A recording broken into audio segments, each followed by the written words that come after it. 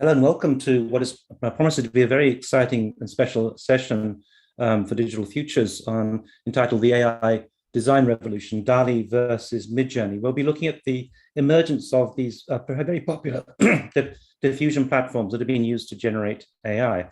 I would say that actually there are many of those platforms out there, Imogen, Party, and so on. Not all of them so accessible to the public. And even since we chose the title for this particular session, several others have emerged. Certainly stable diffusion has become very popular among architects. But this is a very special moment where we bring together 12 of the most interesting characters we can find around the world, not all of them necessarily experts on the use of these platforms, but nonetheless coming at it from a very interesting angle. And we have a fascinating, I think, cross-section of viewpoints on the implications of what seems to me to be a fundamentally kind of game-changing development in terms of architectural practice. This is a very unusual session in the sense that we have a large group. We're going to have a kind of a Pecha Kucha-style presentation of 5 minutes each, which will really bombard you, I think, with some extraordinary designs and work that's coming out of that, and some interesting thoughts. We will then, after the presentations, we'll have a discussion.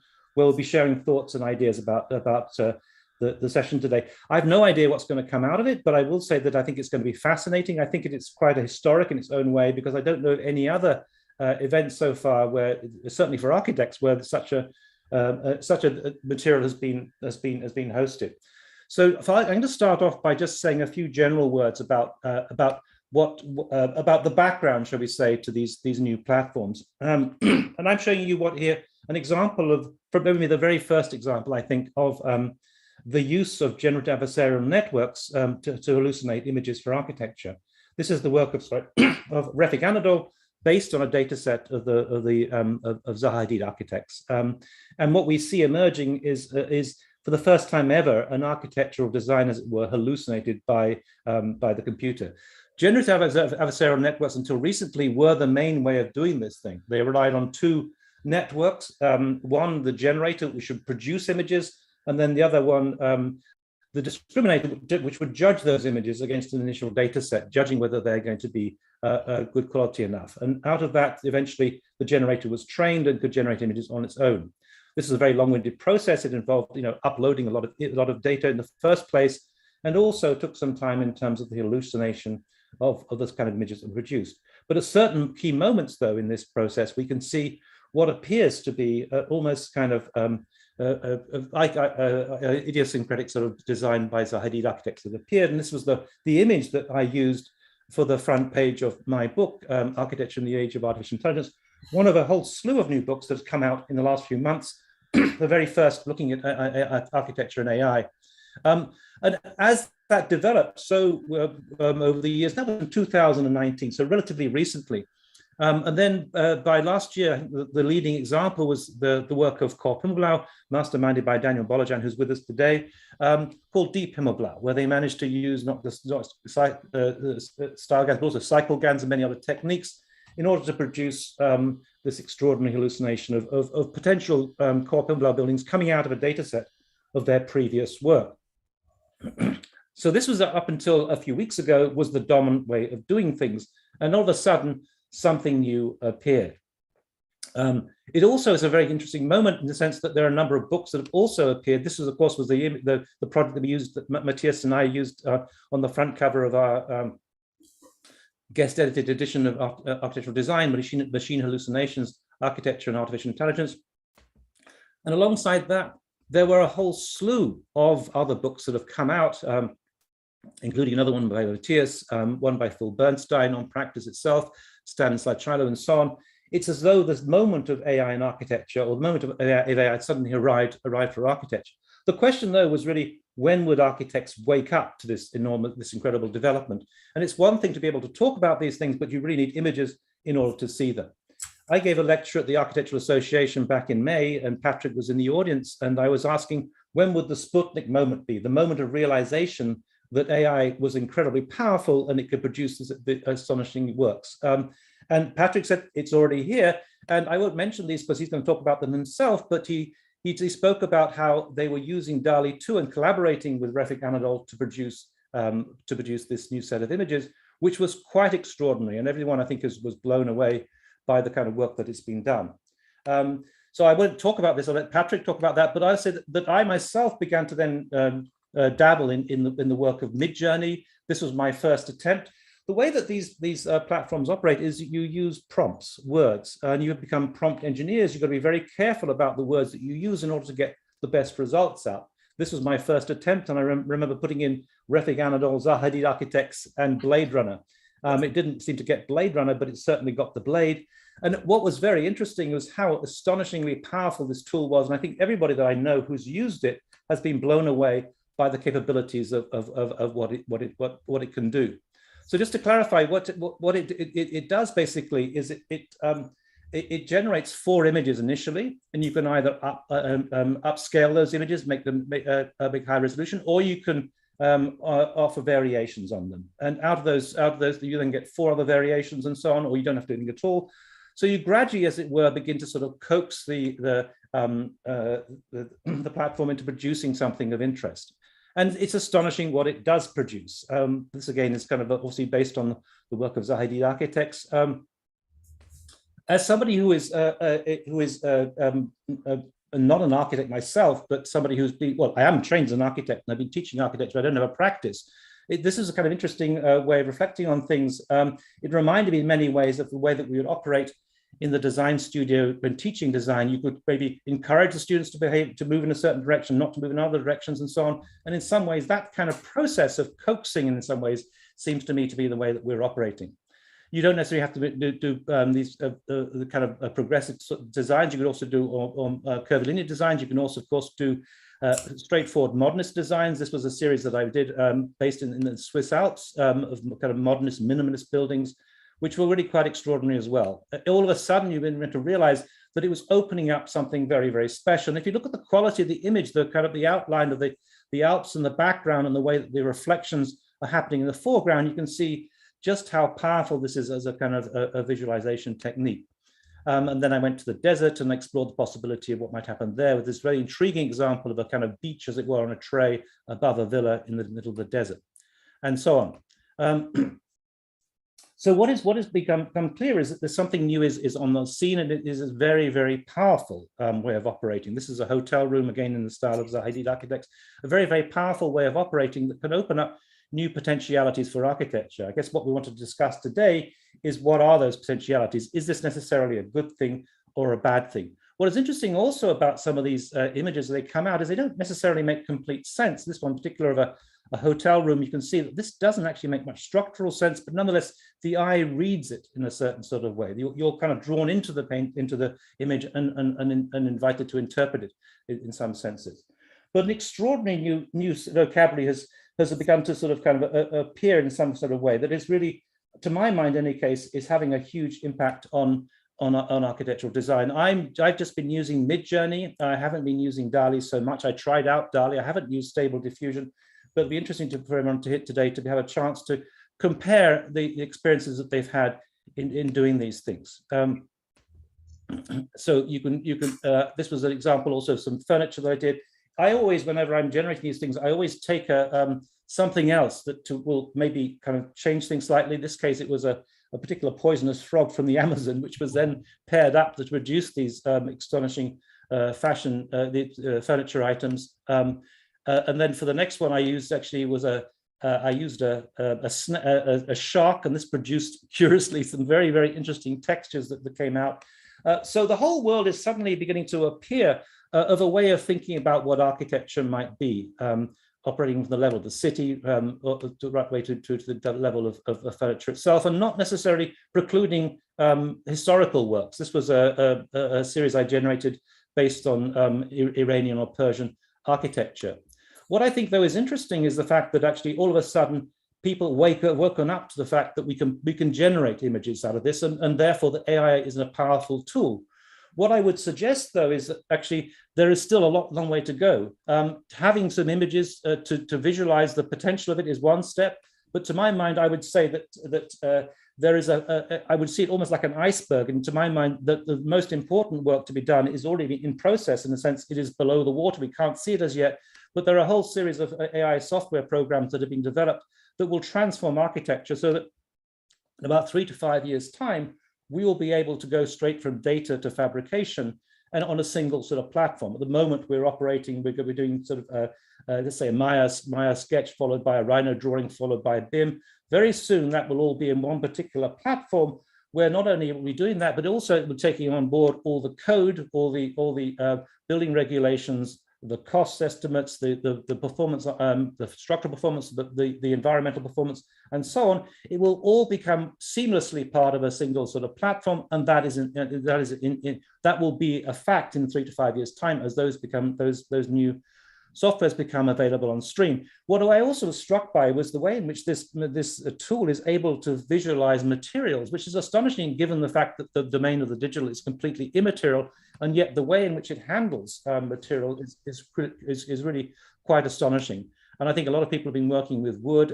I've been sort of working with marble and concrete and things, and have produced these astonishing new works. So it seems to me that all of a sudden we've got this new tool. It is a sketching tool. It's being used as a prosthesis. It's being used as a way to open up ideas. It reminds me in some senses of the way in which maybe you think of how a GAN operates. This is not a GAN. It's very different. It's from a data set that's been a vast data set that's been collected beforehand. But nonetheless, it kind of operates a bit like a GAN because we, as it were, are the discriminators. We are looking at the images that have been generated and deciding between them. What does this mean for architecture? That is the interesting kind of question. What I find fascinating is that these platforms have become available during the Northern Hemisphere, as it were, summer vacation, and we haven't yet managed to see what the impact is of these tools in the design studio. But that will happen, no doubt, in a very soon. So I've got just a few more images to go through. I will then be inviting each of the speakers to go one by one. We have a set series of in which we are following, and then we will meet up for a discussion at the very end. To my mind, this is a very exciting moment. I'm really looking forward to the discussion, and let's see what this will bring at the very end. So I want to stop sharing my screen, and I want to hand over to Patrik Schumacher, the first of our speakers, just to say the order is going to be Patrik Schumacher, Aaron Hertzmann, Arturo Tedeschi, Angelica Ponzio, Andrew Kudless, Daniel Bolojan, Chantal Matar, Matias del Campo, Behnaz Farahi, Niccolo Casas, and Daniela Ghertovici. So we'll start with Patrik. Patrik is somebody, Patrik, would you like to share your screen? Patrik is someone who really, in many ways, needs no introduction, but someone that I think deserves an introduction. Patrik, of course, is the director of Zaha Hadid Architects, and somebody who, alongside that, maintains an active interest in theory and philosophy. And I don't know how he finds the time for everything, but Patrik, over to you. Okay, thanks a lot. Before I kick off the 5-minute run through, I want to just tell you guys what you're going to be looking at. This is exactly in May when I was sitting in your lecture. And by the way, great introduction. And I subscribed to everything you said. It's fascinating. It's new takeoff. The Sputnik moment was right there because, you showed Refik Anadol's work earlier when we took some of and trained up his own neural network. And then we started to work with DALLE 2 for the architecting the metaverse project in DDP. So what we're going to look at is what we generated there together. And I start with a few slides, which are 10 slides, and you see the phrase which was generated. The phrase Hadid is always the beginning. And it's a fascinating result. We will discuss it at the end. So let me just kick that off right here. So it's about 200 new designs we generated at a time. MidJourney I will not show. We're working on it in a competition, confidential material we can't show yet, but it's also very promising. But we're not in a position yet, by the way, to compare really. So let me just try that to kick that off. Oh, wait. I hope that will run automatically. So yeah, so you can see here the Hadid aerial view of cityscape and metaverse. That's the first image. I gave 4 seconds for these multi-image slides and then 2 seconds for each individual slide. I hope that comes out automatically on. Or I might have killed it. Let me just move on. So a museum, aerial view, organic, and it keeps running. So usually I would find an overall utility or usability for us about 10%. Here's our museum aerial view, and there's more. And then museum in the metaverse, some interiors, Towers were very difficult, by the way, to come up with. And then, yeah, Museum in the Mountain, we have done something like this. But anyway, what strikes me is overall, you'll see that in the next slides, the elegance, the beauty, the originality meaning novelty with quality is quite extraordinary. So I selected about, just below 10%, and you're going to show you these kind of about 200 projects where I feel that I could incorporate them as they are into the oeuvre and subscribe to them and say that's Zadit Architects, and Zadit Architects phrase was used, and then with different additional phrases later on. I tried combining it with Freotto or with things like shells or tensile structures. But look at these. I mean, I think they're quite inventive. So the element of creativity is really the bit which we're looking for, but they really become usable now, I feel. Whereas I think the previous self-trained wouldn't have accepted any of the images. I think this got stuck here. So maybe, and there's a difference between the work of Coop Himmelblau, I think, and the work of Zadit, and with respect to resolutions, formal resolutions, coherence, and we won't tolerate this degree of ruggedness you find in the work of Himmelblau. So Deep Himmelblau wouldn't be initially and immediately would have drawn us into this, but this is really, really, I think, extraordinary, and it's fast, and this works very similar. When I'm working with my teams, I'm using verbal prompts and references, and then kind of select out of this. Of course, this is quite amazing, and you'll see later that we took some of them and they're coherent enough with respect to perspective, depth, even something like tessellation, as you said, reflections, window mullions. You could nearly publish them as renderings.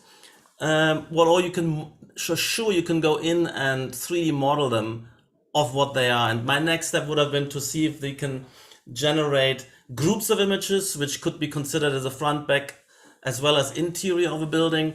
That's not at the moment the opportunity, but we do have, obviously, here's some of the modeling we did.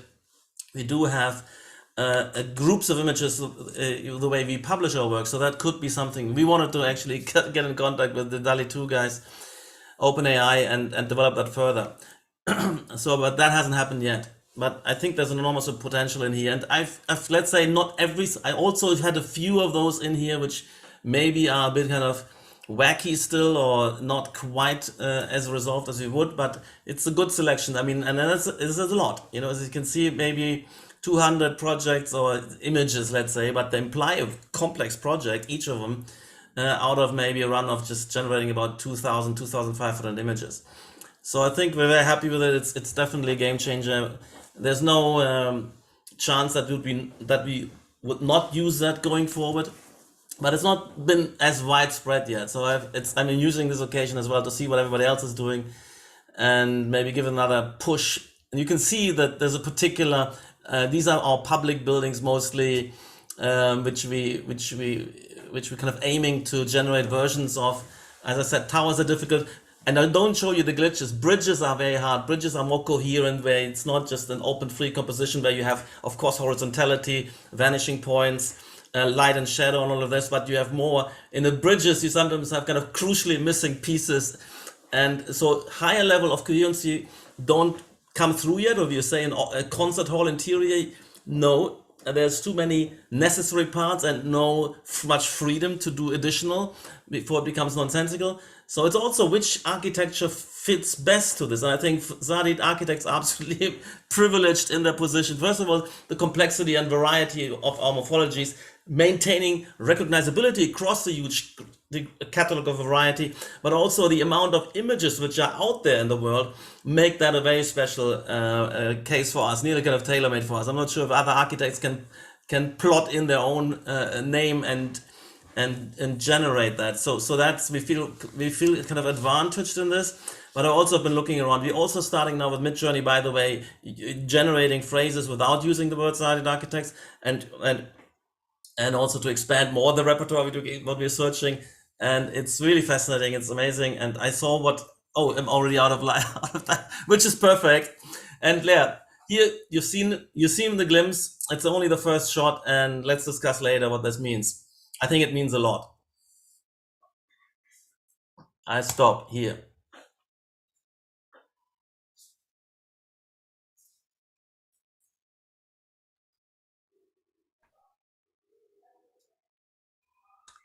I think we can start with the next presenter, Aaron. Okay. Oh, sorry. Yeah. I was unmuted. Sorry. Thank you, Patrik. Just to say that our next speaker is Aaron Hertzmann, who has a very interesting background. He's something of a Renaissance man. He's studied computer science and art history at Rice before going on to do a PhD at NYU. He is currently the principal scientist at Adobe, having previously been a full-time academic. And Aaron, I think, brings a particular angle on things with his background in computer science. So welcome, Aaron. Great, thank you. Thanks for having me. And you should be seeing my screen. So I'm very interested in the interaction of art and computer science and how people use these software algorithms as creative tools. And when I think DALLE was first announced, it kind of looked as if, you just type in what you want and it produces these amazing images. And so I wanted to explore it. And what I really feel like is it becomes much more of a creative tool. You try a thing, you get ideas, it leads to new ideas. And what I really want to illustrate here is some of that creative process that arises from using these tools. So when I started using it in May, I did what a lot of people do. I tried a lot of artists. So this was a Solowit oscilloscope, and this led to different ideas.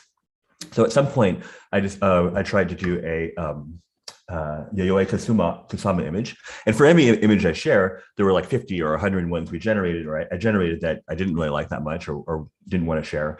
So the first few things I tried with a Yayoi Kusama installation weren't that interesting. I didn't feel like I enjoyed any of these images until I tried, let's see, Yayoi Kusama in La Mezquita in Cordoba. And then I finally liked some of the images. And, I shared these with an architect colleague of mine, Manuel Ladron de Guevara, and he got excited and we started going back and forth and trading ideas. And all these images I'll show were based on our interaction. And I learned a lot of architects from him I hadn't heard of before, because that's not my field. So, first tried some brutalism, brutalist monument, and here's another brutalist monument that I thought was fun. And one thing that's interesting to see are juxtapositions of things that are unlikely or just don't make any sense. This is one of my favorites, which is an Antoni Gaudi gas station.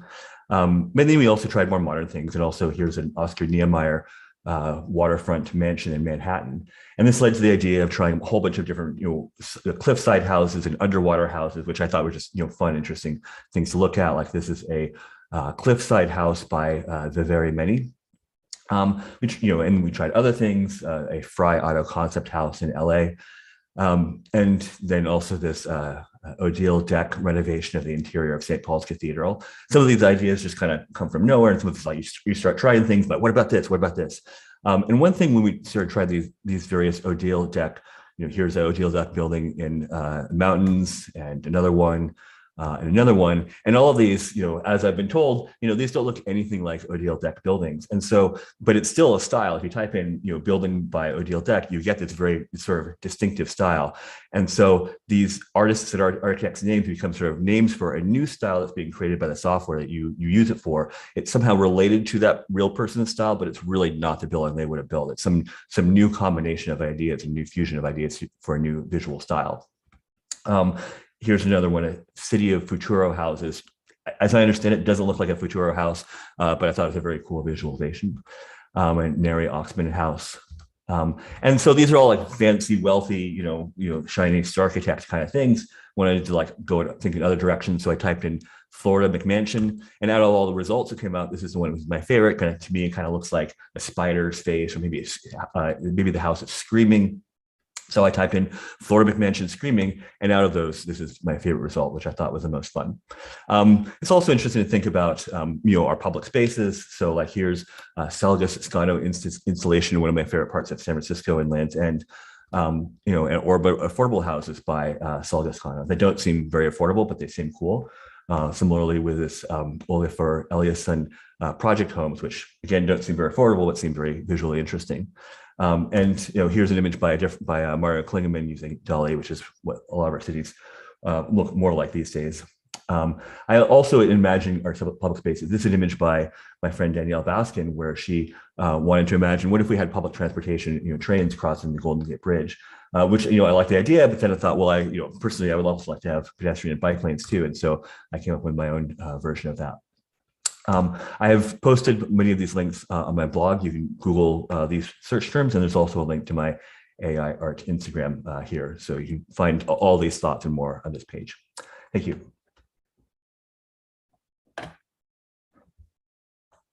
Thank you, Aaron. So our next speaker is going to be Arturo Tedeschi. Arturo is an author of 4 very wonderful books on parametricism and Grasshopper. He used to work for Zardidakas briefly and now has his own company. Arturo is from Italy. Arturo, over to you. Thank you so much. Can you hear my voice, first of all? Yes. Okay, great. Thanks for having me, Neil, and for the introduction. Well, I want to say something that I was born in 79, and well, one of those rainy days in the 80s when we were kids, the teacher assigned us, you know, a demanding essay, something that everyone experienced when he was a child, something like, you know, a rainy day in winter. And I remember that one of my classmates at that time whispered in my ear something like, "Oh, lucky boy, you have a computer, so the computer can write the essay, the text for you." But actually, I just have a Commodore 64 at the time. And when I came back home, I got a really disappointing syntax error, mistake error from the computer. So in a way, I was experiencing you know, this kind of, I was disappointed by the way we were interacting with the computer. We couldn't use the natural language in order to get some, you know, information or in order to have some results. So, well, back in 2020, and along with my research in the field of algorithmic modeling and design, I've always looked for a, let's say, a way to use the computer as a tool to augment human creativity. And so, as Neil presented before, I started with the so-called style gun. That was an incredibly ML platform. I basically use Runway ML for that. And I also connected it with Rhino and Grasshopper, for example, in order to create, using a data set of images, to create portraits or something like image generated shoes in order to you know, explore new ways for creating things. And then I was let's say I had the privilege to be introduced and to use DALLE since April 2022. And then I realized that has you know, to use this tool as a really powerful way to augment creativity. So the first thing that I really find amazing was the way to the possibility to set, for example, also the style or the quality of the image. For example, here we can say images generated by the same prompt, something like, you know, a cat staring at the window with a Paris background in a rainy day.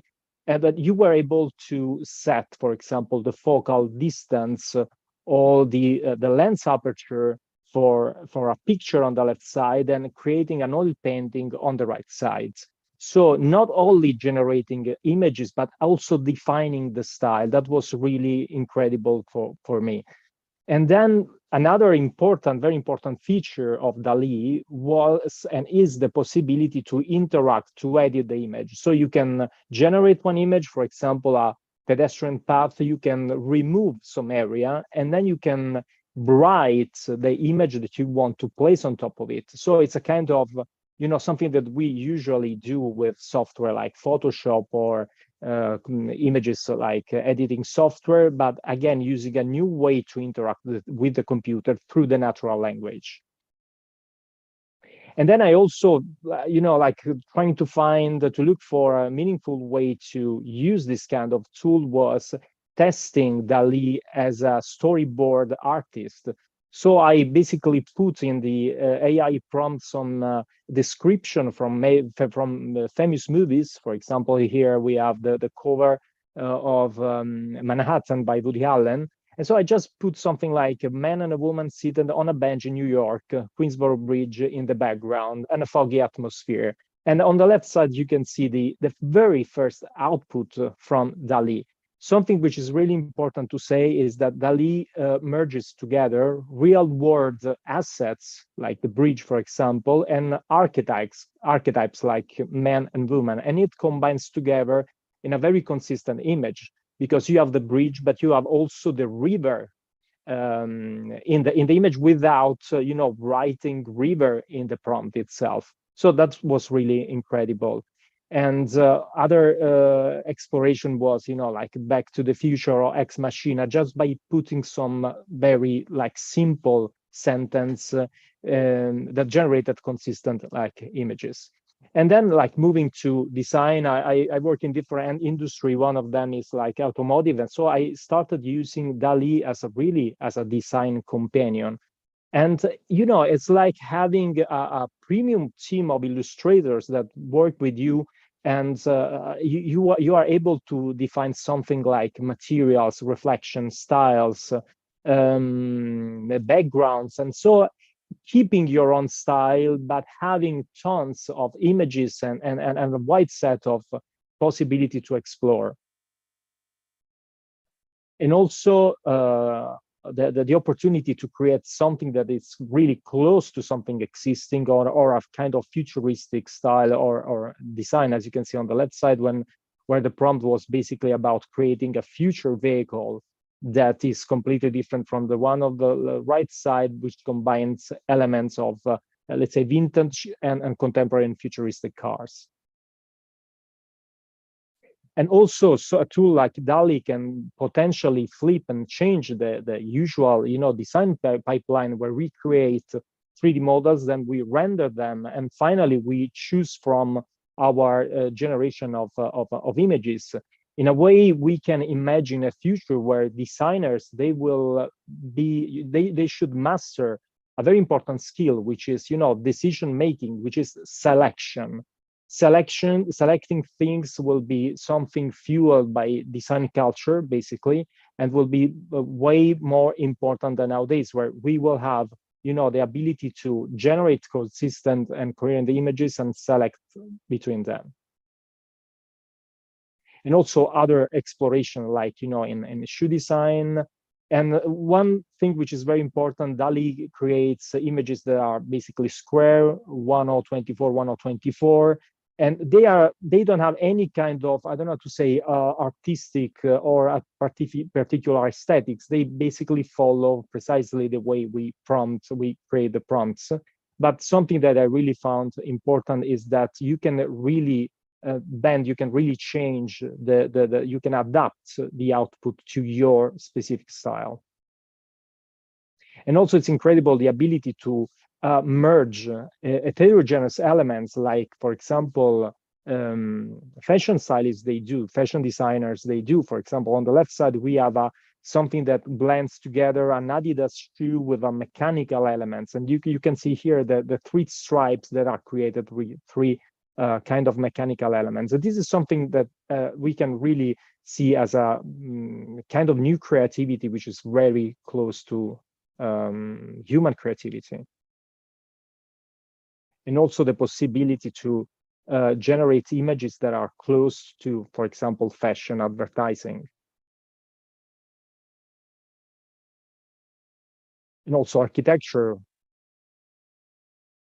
like studies for facades, also, for example, here some study of cantilevered bridge buildings, where you can see how it's possible to generate realistic images starting from very few elements that describe the main elements of the buildings themselves. And then the DALL-E whitelist brought many designers to explore a second platform, which is MidJourney.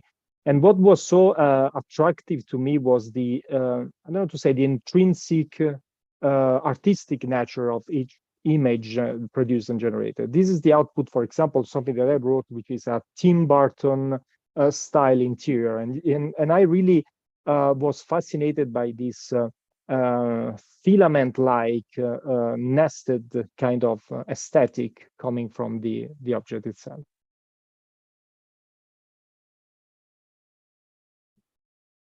And also, as Neil mentioned before, here we have images that they can have, for example, rectangular ratio. You can create also something which is larger than 1024, 1024. And the images, they have a kind of artistic like style and taste, and sometimes they work as, you know, that kind of creative poster where you can recognize a specific image, but if you analyze in detail, you can see that actually we have sometimes something which is not actually consistent. We can imagine here a kind of island kitchen, but actually if we analyze, if we zoom in, we cannot recognize something which actually works in a precise way, but the overall image, the big picture, communicates with us in the image of a kitchen or an interior, a contemporary interior like this. And also, of course, when you, in a way, you learn how to create prompts, you can actually also create connection between something like, you know, blueprints of a freeform geometry, and at the same time generating an image which is like a building carved in the stones, or also generating a very spectacular and also atmospheric image, and leading to new kind of typologies, like in this case, like we can see stilt like buildings. Arturo, we need to wrap up very soon, so I think maybe.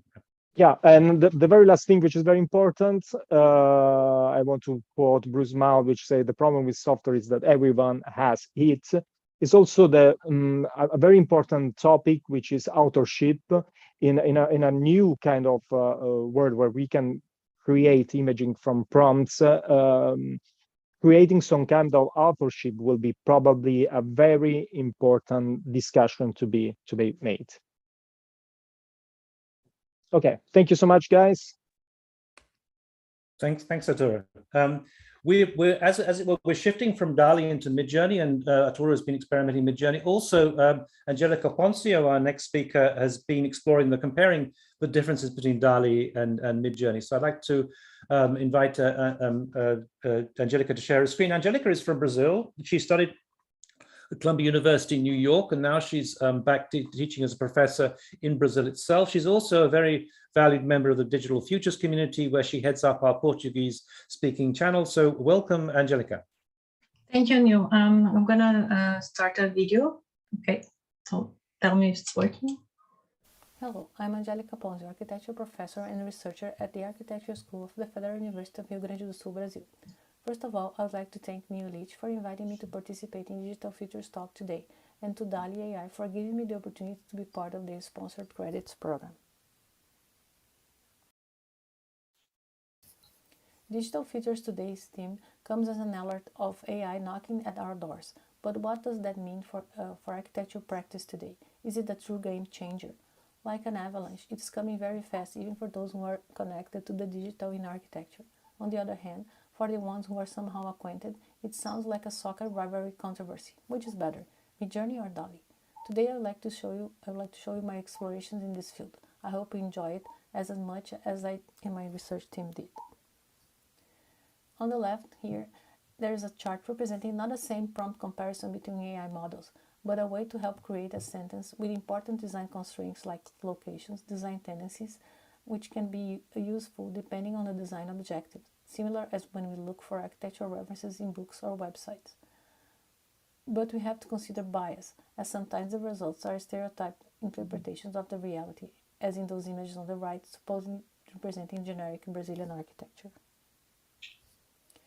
Here, we display a design process, demonstrating a tiny house using wood technology to be implemented in different environments. Three major phases are envisioned: design thinking, AI, and parametric design. In the first phase, the development of the design concept is initiated with a series of exercises and tools to stimulate creativity, like mind maps and mood boards. In the second phase, a series of prompts with AI generative models was tested. In the third phase, we outline the boundary of the image and link it to a grasshopper algorithm in order to transform it into a 3D model. Later, we connected an evolutionary algorithm in order to optimize some of its features. Here, the output of the grasshopper into DALLE was tested to see how it would generate variations by eliminating the context and varying different prompts. As we can see, it was only after a second iteration that it changed the building form and representation from a collage to a 3D object. The next 3 slides are some experiments demonstrating transitions from MidJourney to DALLE, mediated by photo editing focusing on details and scale variations.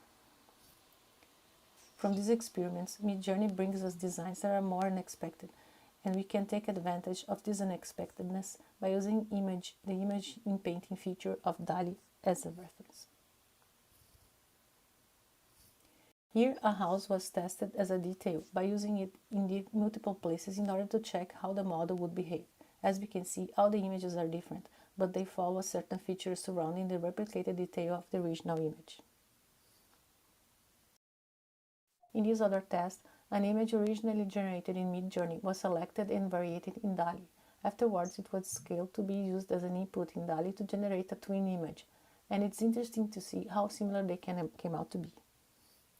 Other generative models were also experimented in combination with DALLE, in this case Crayon, where variability is a positive asset, but at the expense of a greater precision. In the next images, prompts were tested with different architects' names in order to see how much the AI recognized different project features. The sequence was made with MidJourney for the first two images and DALLE for the later two.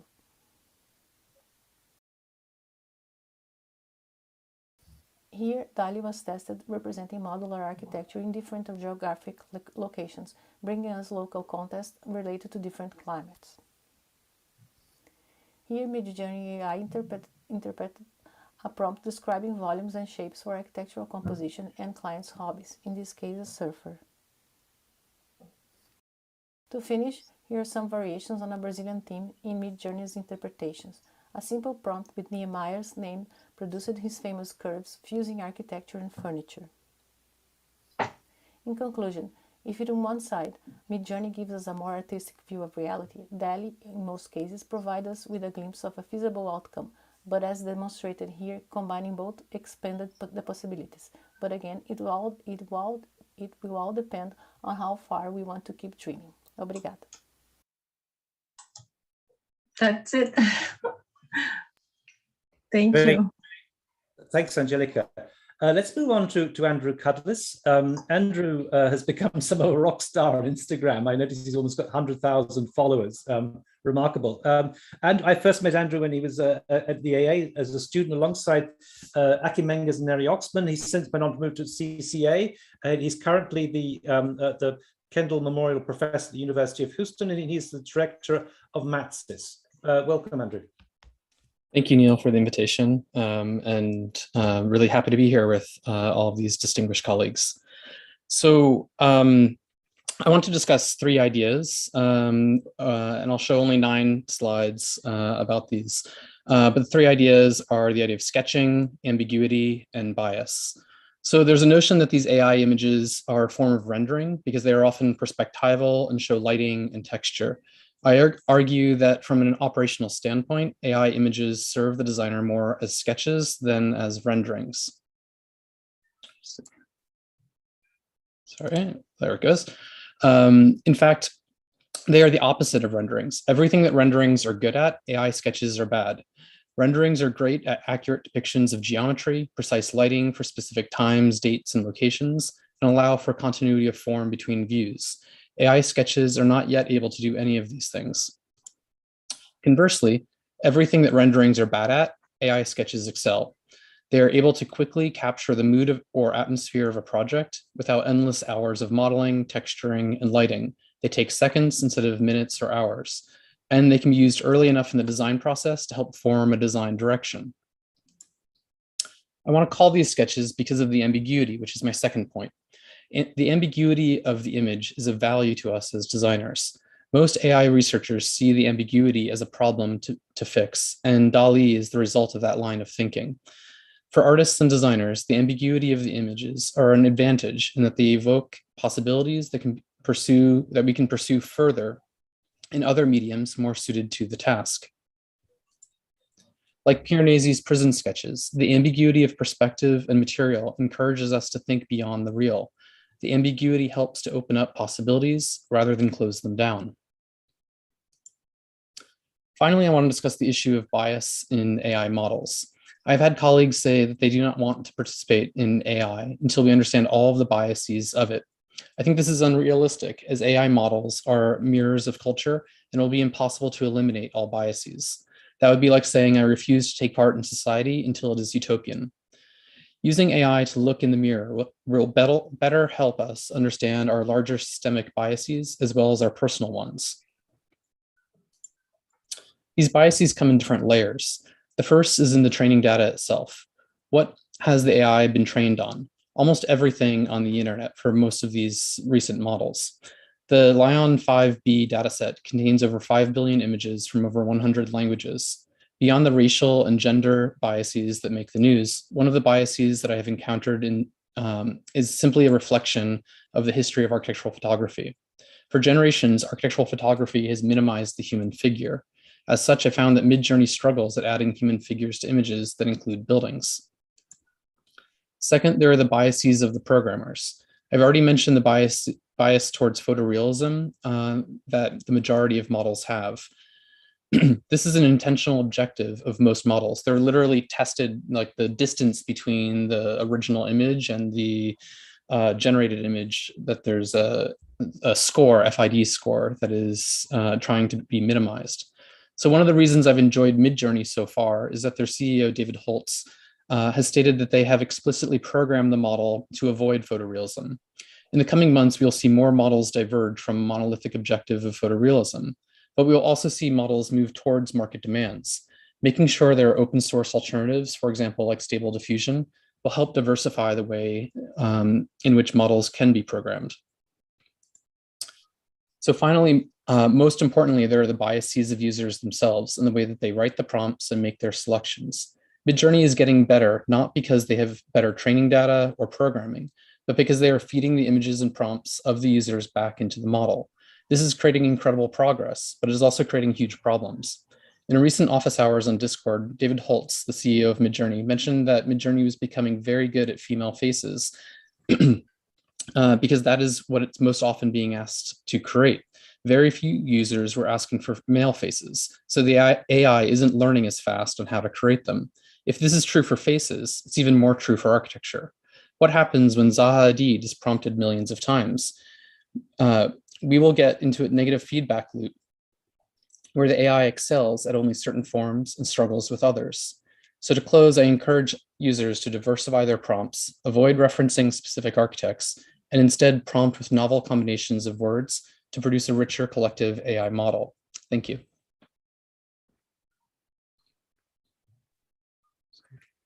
Thank you, Andrew. That was fascinating. Let's move on to Daniel Bolojan. Daniel originally comes from Romania. He left in Mincu to go and study at Angevanta School in Vienna under Zaha Hadid, and then stayed on and is now currently doing a PhD there. He's also been working for Corp Himmelblau and was responsible for the Deep Himmelblau project. And finally, he's also now an assistant professor at Florida Atlantic University in Fort Lauderdale. Welcome, Daniel. Thank you, Neil. Thank you for the introduction. And it's great to be here with everyone and to bounce some ideas around. So I'm going to try to be very brief with this. Many of you already know that I've been working on AI for some time now, at least 4 or 5 years almost. So just very briefly, like a few themes that I'm very interested in are this kind of idea of encoding intelligence and articulation of design processes, where design intentions, are embedded within emergent processes, and also the aspect of creative AI, which explores the potential of teaching machines to interpret, to perceive, to be creative. So I always look at design as this metaphor here. So we all know about this expression, hunting a needle in a haystack. But when we discuss design, I think how we can describe it is hunting a needle in a flock of birds that constantly changes. Yeah. Sorry, what is. So when we work with design processes, we always engage in this kind of large spaces of possibilities. Daniel, just sorry, your presentation is not on the full screen mode. It's very small. We can look at it. We see only very small. Okay, let me share again. Okay. Yeah.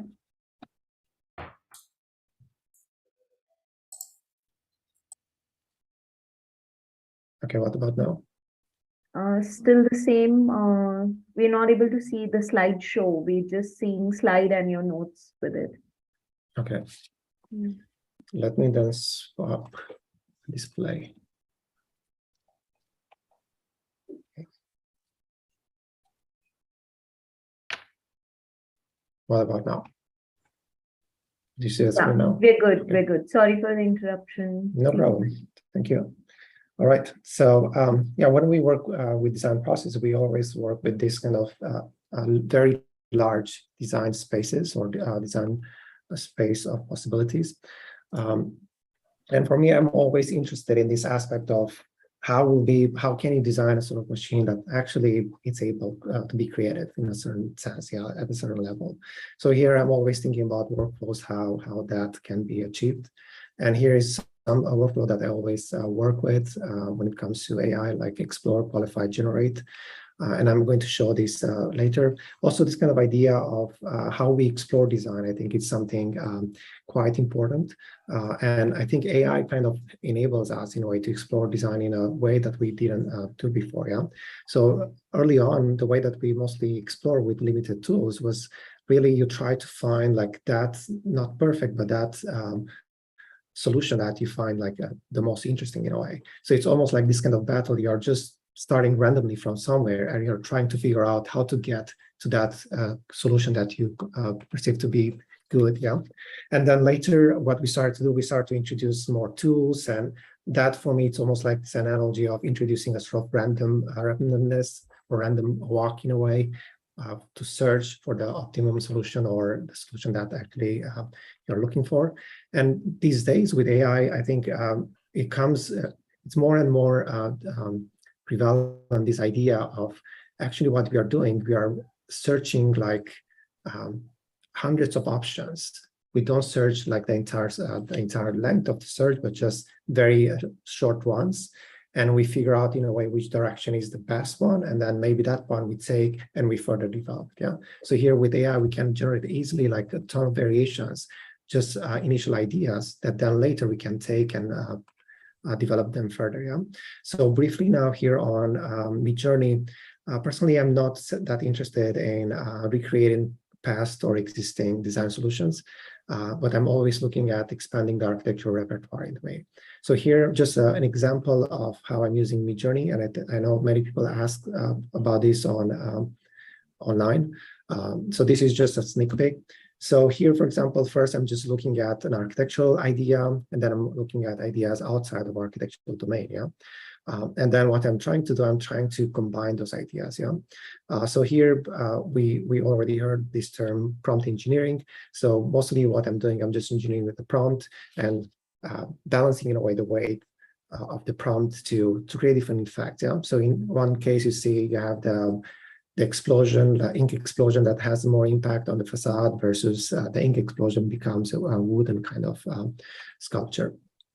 And then the same thing applies to the third domain where you say, I want to have a chair. So now you have the architectural concept and you have a sort of more abstract concept, and like this, then you create something that actually doesn't really exist. And this is a sort of process that I'm always working with. Those of you that attended one of our meetings on Discord channel, Creative AI, I showed this method there, where actually what you're doing, you're exploring certain concepts outside of architecture, and then it's just a matter of how you start to bring those concepts together and you encode in a way those kind of ideas. Yeah. So personally, I call this prompt encoding, because it's not anymore just engineering the prompt. It's about how you structure certain ideas and concepts, how you combine them. So the same ideas were solved here in this experiment where I was looking at facades.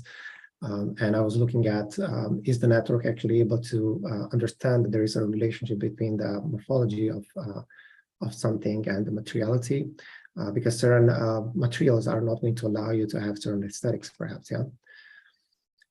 I also ran some very basic, a few experiments with DALLE. I was not the biggest fan, and probably I'm still not. I'm not using DALLE that much. And one of the reasons why I'm not using DALLE that much is just because it's I perceive it as being a very overfit in a way model, in certain directions. So for example, here, I was literally looking for a stunning, beautiful, futuristic, smooth, curvilinear museum. And you can read the prompt. I was not looking for Bilbao, Frangeri. And I ended up with Bilbao, Frangeri. which for me, this points out the fact that either the model is overfit or there is a very, very strong bias in this model. Yeah? This aspect was already addressed. These models are trained with generic data sets, but all these models, they are fine-tuned in a certain direction. Yeah? So for example, DALLE, it's fine-tuned towards illustrations, while MidJourney more towards artistic in a way kind of illustrations. Yeah. So even if they are trained on general data sets, they are fine-tuned in a certain direction. So here, what I'm always interested in is the network actually seeing what we are seeing as humans? So the conventional workflow in MidJourney, it's something like this. You input a prompt, you have a clip encoder that's going to read that prompt and then translate it into an image, and you have the image. Yeah? But what will happen if you reverse that process? Is the network going to see exactly the same thing? So here I'm using the Zaha example because, as it was pointed out, like at this point, and this is credits to Zaha Hadid. I'm not saying anything bad about Zaha Hadid. Credit to them because right now probably their projects are very dominant online, and that's why in a way MidJourney is kind of biased towards that architecture. Yeah? So here I just use this example so that it's clear then to see if the network actually recognizes things. Yeah. So here you see what I'm writing versus what the network sees is quite different.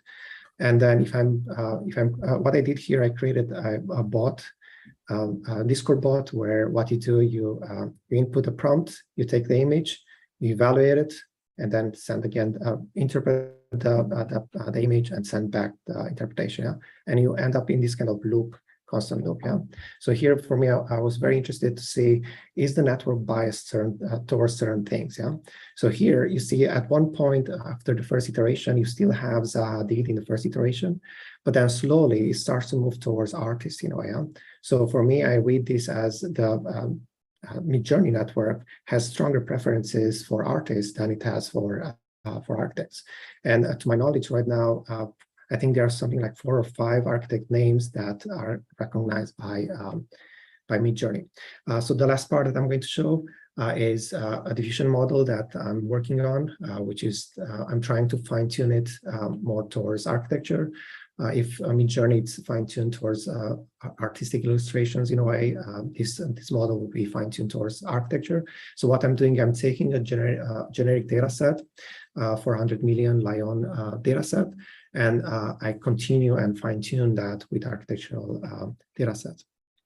So this is, again, this process. And for me, the way that I set up this model is right now, you can scrape the net for an image. That image is going to be evaluated aesthetically. And then once you have that selection, you're going to have top 5 selection. Once you have the top 5 selection, it's going to, you have an interpreter like a clip network that reads each single image. And then you have a BERT summarizer network that gives you a sort of prompt that you can use. So doing this process, it's a constant loop that the network just goes online, searches things, outputs things, searches online, and so on. Yeah.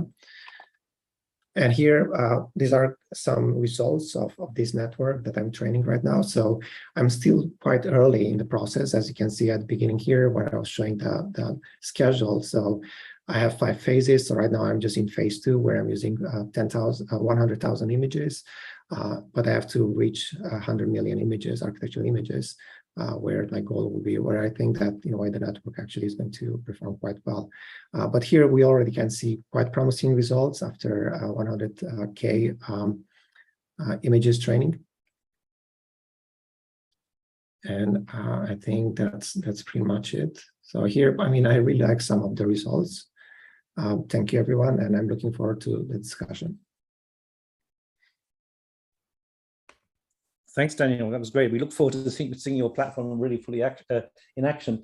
Let's move on to Chantal Matar. Chantal comes from Lebanon. She worked for Behnaz Farahi and others before moving to London to work for Zaha Hadid Architects, and recently she's left Zaha Hadid Architects to set up to work exclusively on the studio. Chantal Matar. She's also been teaching in many places, teaching Houdini in particular, the Bartlett and elsewhere, which gives her a certain interesting insight on things. So welcome, Chantal. Hi, Neil. Hi, everybody. Thank you so much for the introduction and for being here amongst everybody. So I'm just going to start sharing my screen. Can you see? Yeah, we need to put it on full screen view. Yeah, for sure. All right, okay. So my next presentation is going to be fully around MidJourney. I haven't really got too much into DALLE, like some other presenters were talking about it. I'm actually not a huge fan as well. And the reason is because I found MidJourney a bit more creative, and it can create abstract simulations and different generative forms based on very few words sometimes, and sometimes based on a very detailed prompt. So I find that nuance very interesting in MidJourney. I think DALLE is a bit more rigid in that sense. So my first explorations were a bit more, so that's an example of something more morbid. These are organisms, death stages, filigree in the style of Gustave Doré, who's a French artist. And I mean, I find them very interesting because, I mean, they're very detailed, they're very exactly what I prompted, but at the same time, it gives the question of, is it really my work? Is it the machine's work? Is it Gustave Doré's work? So there's also this constant question of when you merge other artists in prompting, like authorship and who really, like the ownership question. So that's something I'm always in conflict with all the time. But that was the beginning. And then I moved on into something a bit more abstract. So ethereal skins and metaverse existence and gold. So it was genuinely just that simple prompt. And it generated these complex to a certain degree and very detailed and interesting, like the resolution of the skin is very interesting. So I found that quite appealing at the beginning, and then moving on from abstract forms into something a bit more rooted and grounded. So these are some roots on sculptures inside MidJourney as well. I found them very intriguing. So there's millions of iterations, but the level of abstraction and aesthetics that it can generate from these prompts, I find them quite fascinating. And then this was the beginning of my architectural investigation. So I started off first with monolithic objects, and that was one of the first based on natural formation. So it was crystalline structures, and I found MidJourney quite fascinating in terms of generating natural forms in a monolithic scale. So everything that's quite monolithic and interior oriented, it can be highly detailed. If you prompt in a very detailed way, you can have very interesting results on interior side. And then I moved on to interiors as well for something floral as well. They're giant, like everything that has a large scale as a main concept. I find it very interesting to create unique and original artworks. So all these simulations now are not based on any like Zaha Hadid or any other artist or architect inside the prompt. So these are purely generated by MidJourney without giving any hints of background information, which I find quite fascinating, the choices that it can generate. And then I moved on to sketches, and I wanted to explore a bit more architectural level. So stemming from the same concept of floral design, I wanted to explore the concept of building a plan, maybe for a villa or starting sketching or thinking about something. And it was fascinating to see the iterations and the level of more or less details. I mean, in terms of functions, we don't really understand much what's really happening, but that's something that as an architect, you can work on and start sketching on top of that. So that could be a beginning of how you can generate technical drawings. Again, and I wanted to explore from that concept, I wanted to explore something a bit more cultural and specify a bit more the floral concept, but in an excess way as well, mix it with, this is Chinese architecture. And it was fascinating, the results I got. I found that very interesting to explore as well.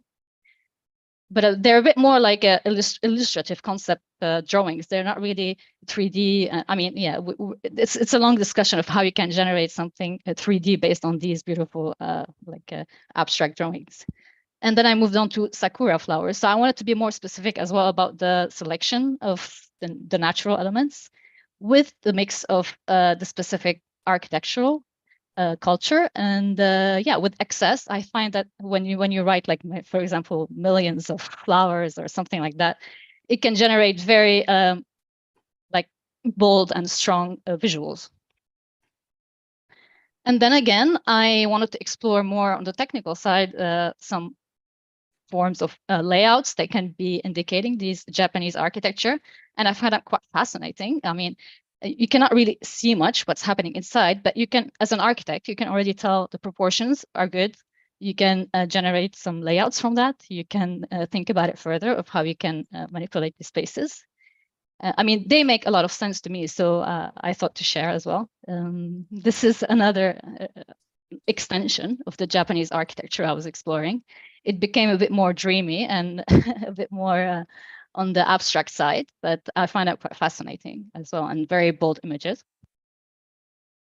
And then, like everybody else, I wanted to explore Zaha Hadid architecture, but I mean, I didn't want to go too much into Zaha Hadid. I feel like I wanted to go a bit different. So I prompted fluid design, and it was purely by accident. I ended up with having literally fluid and design architecture in one image. So I started building on top of that. It became a bit abstract at the beginning, and then I started building on top of that to having something like this. So something a bit more concrete to a certain degree, ironically enough, and with a lot of dreamscapes and a lot of fog. So I found that if you describe the scenery to MidJourney, it can generate really exactly what you're thinking of. And then, so that was the last bit. I wanted to explore more on the 3D side. So after generating all these like beautiful imagery and abstract drawings, I wanted to see to what level you can actually generate a 3D out of this. And so far, I was only able to, as a form of height map, generate this 3D depth in a wireframe notion. So that was interesting. And now I'm in the process of taking it into Unreal and maybe VR or something like that. But that's in the studies. So I wanted to share these explorations. So this is based on this one, for example, the one to the right. And this is what I was able to generate so far. So I'm very curious to see what the future will hold based on these studies, and see everybody else, how they're going to take MidJourney into the next stage. Thank you. Thank you, Chantal. That was great. So I should also say that Chantal has quite a following on Instagram. If anyone's interested in seeing the best space to see the results, they're all posted on Instagram by almost everybody here. That's probably the best arena to find things. I'd like to move on to Matias del Campo, who is one of the pioneers, I'd say, of AI. He's been working under the field for some time in architecture. Matias is someone who's truly global. His family comes originally from Chile. He was brought up in Vienna. He's now teaching in Michigan, and also has an office in China. And he's the co-editor of the AD that we produced together, and also of a book recently. I think, has it come out yet, or is about to come out? And he's also the director with Sandra Manninger of SPAN. Welcome, Matias. Thank you very much for the kind introduction, Neil. Can you hear me, guys? Yes. Yeah. Okay, good. So I would like to say thank you very much for the invitation for this quick Pecha Kucha-style presentation, and also specifically a big thank you to the DigitalFUTURES team. I know how hard you guys are working to make these things a reality. I'm going to quickly go through a couple of topics very quickly, very superficially, not very deep, but I hope you're going to get the idea of where I want to go with this. And a little bit about our path into what you see today. At the beginning of a journey, there's always more often than not a map, right? So I would argue that in the margins of this map, you can find this sentence. It serves as a prologue to the journey that I'm going to show you here, how we got to the MidJourney models. Our trip basically started in Vienna in the late 90s, where Sandra Manninger introduced myself to the director of the OFI, the Austrian Institute of Artificial Intelligence. We debated very often the possibilities to use neural networks in architecture, to no avail because the technology was not there yet. So fast forward to 2019, and we started using and experimenting text-to-image models. Alexandra Carlson, a PhD student back then at Mission Robotics, introduced us to the concept of this neural network, where you can use basically prompts to generate imagery. And we used it immediately in a competition for a school in China. In early 2022, the term disco diffusion started popping up on our radar. This animation here, for example, was among the first ones I created in the late winter.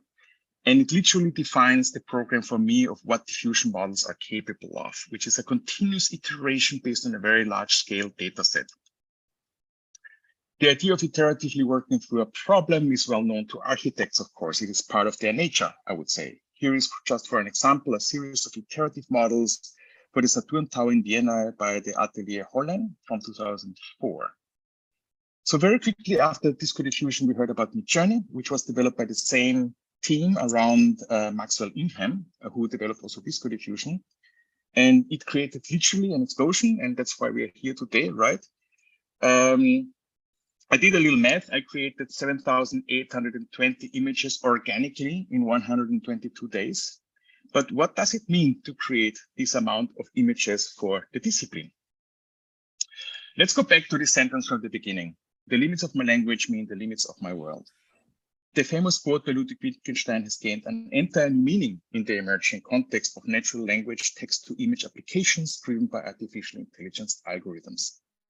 Applications such as MidJourney, Disco Diffusion, Stable Diffusions, and others are spreading like wildfire in the architecture community. And there's actually two specific elements or things that I think we can see from that Cambrian explosion of a novel design tool. On the one side, the generation of thousands of astonishing images in a very short period of time. On the other, the emergence of a critical interrogation of architecture theory in the face of a post-human design method. A part of this is, of course, the discussion about estrangement and defamiliarization. Introduced by Russian formalist Viktor Shklovsky in 1917, in his famous article, Art as Technique, the main characteristics of estrangement or ostranenie consists of taking everyday objects or situations and inducing enough strange qualities into them to increase the attention of the observer. Estrangement and defamiliarization are actively present in works from Hegel, Karl Marx, Viktor Shklovsky, Bertolt Brecht, etc., etc. Of course, a thorough interrogation of aspects of estrangement and defamiliarization cannot be complete without at least mentioning Sigmund Freud's essay, Das Unheimliche, the uncanny. Freud defines the uncanny as deeply rooted in what is known to individuals as common or familiar. Deviations from the familiar, defamiliarizing aspects of life, result in emotional responses akin to fear and curiosity. Another big chunk of the conversation is, of course, authorship and agency. Andrew already alluded to this, I think. What is really interesting to me is that what are the consequences of a method that relies on the work of thousands of others? What is the meaning of imitation and prompt sharing today? What is prompt engineering? Is this really original? On a side note, I would like to say that we rarely have been so mobile in the ability to do computational design as we are today. Regarding authorship and the role of the sole genius, I tend to think that we need to remodel the concept of authorship entirely. As it is now, it is based on concepts of the 19th century and can hardly be applied in a context where automated collaborations provide more than 50% of the generated material. This is true for multiple art fields, visual arts, for example, with Mario Klingemann, Sofia Cresco, Memo Atken, Hello, Ouch, and others. Music, with people like Dadabots, Yacht, Polly Herndon, and so on. In literature, there's way too many to mention that are using automated processes, etc., etc. Very soon, this will also be true for architecture. The consequence is also an entire rethinking of the concept of the sole genius. This notion, developed by a German romanticist in the early 19th century, is in the current context of AI-assisted creativity completely obsolete. And I know you're here for the pretty images, so now I give you a couple of pretty images. So working with diffusion models has a keen resemblance to casting magic spells, actually, incantations and curses. Yeah, I think this is something that is very interesting along the lines of thinking that of all the work we saw today. So in this, I'll just go through, and I'm not going to explain like every single one of the things that happened here or the prompts. I think it's kind of boring to explain prompts, but rather say that, for example, in this case, the same prompts created the interior, the furniture, and the glassware for a bar, and also the outside bar. So there was a lot of things that you can actually get from one prompt. Or the experiments of trying to create first, for example, models and then sections and trying to figure out how to use them, maybe in terms of creating something in 3D. The iterative approach in MidJourney has something hypnotic to it. It reminds me sometimes about making music, where the repeated approach to a piece of music, the relentless repetition of a musical motif, training, improves your performance and the expression you are able to achieve with this particular piece of music. In doing so, your brain is flooded with endorphins and dopamines as a reward. Yeah, I wonder if similar processes of reward mechanisms are being triggered in the human brain when using MidJourney, which could explain the addictive properties that MidJourney has, and I think that's doubtfully so, especially in the first months of using it. So what's the next thing then? 3D diffusion models? I had a brief conversation with one of my colleagues at computer science in Michigan, Jason Johnson. It doesn't look like that. That's probably going to take a while to get there. But I'm going to say goodbye to you with a little something. I'm actually working on a diffusion model. I'm happy that I can say I signed a contract for this book. The design of the cover and the graphic design was actually done using MidJourney. So there's like a full environment with a huge collection of contributors. Some of those are also here today. And with this, I would like to say thank you very much. Thank you, Matias. I'm convinced that Wittgenstein is going to have a certain moment. He seems to be very, very relevant here. I just want to add something that, I think when I was teaching in the design studio, I often encourage my students to kind of use different terminology. Instead of talking about rooms, think about a cocoon or a pod, instead of talking about space, to talk about zones and so on. So next we move on to Behnaz Farahi. Behnaz is originally from Iran. She moved to the States to study at USC, and then undertook a PhD in the IMAP program at USC in the cinema school. She is an interactive designer and the recent winner of the recent American Digital Design Award, and she's also now an assistant professor at California State University, Long Beach. So welcome, Behnaz.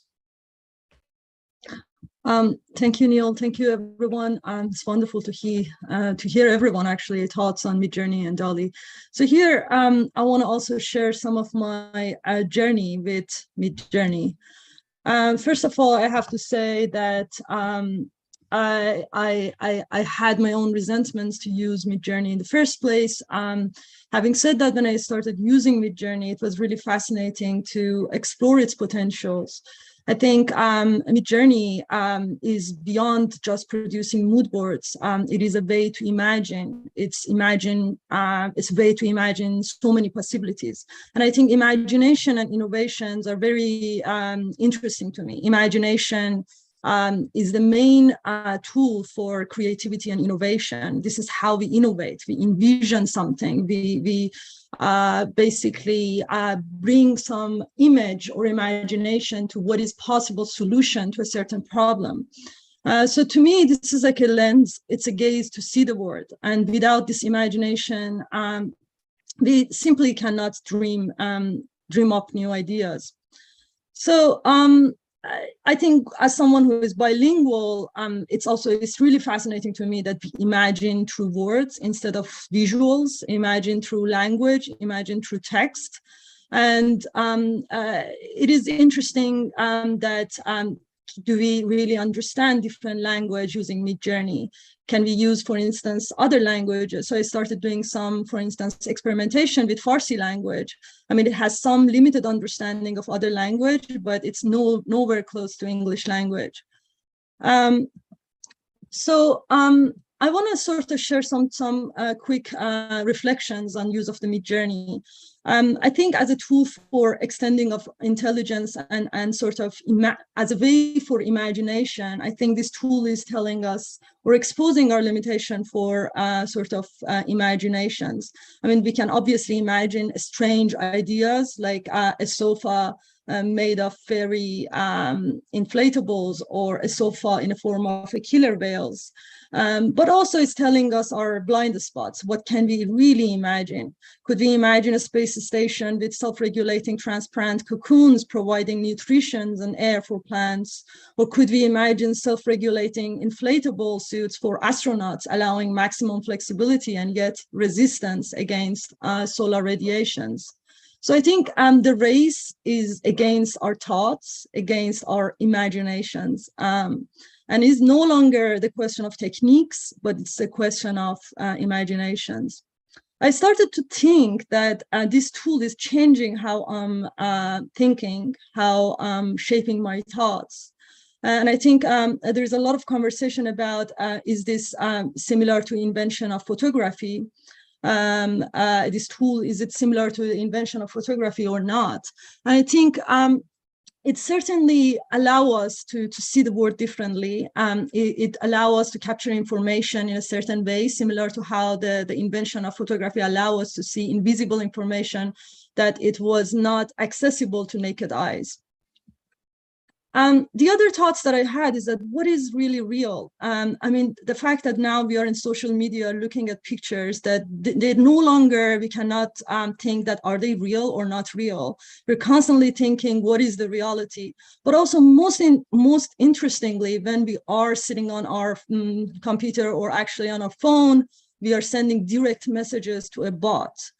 So instead of communicating with another person on the other end, we are actually communicating with a bot. So what is real and who is real and who are we collaborating with? I think it's from a conceptual perspective, really, really fascinating to think about. The other thoughts that I had was the question of a style. Is this killing the sort of the style?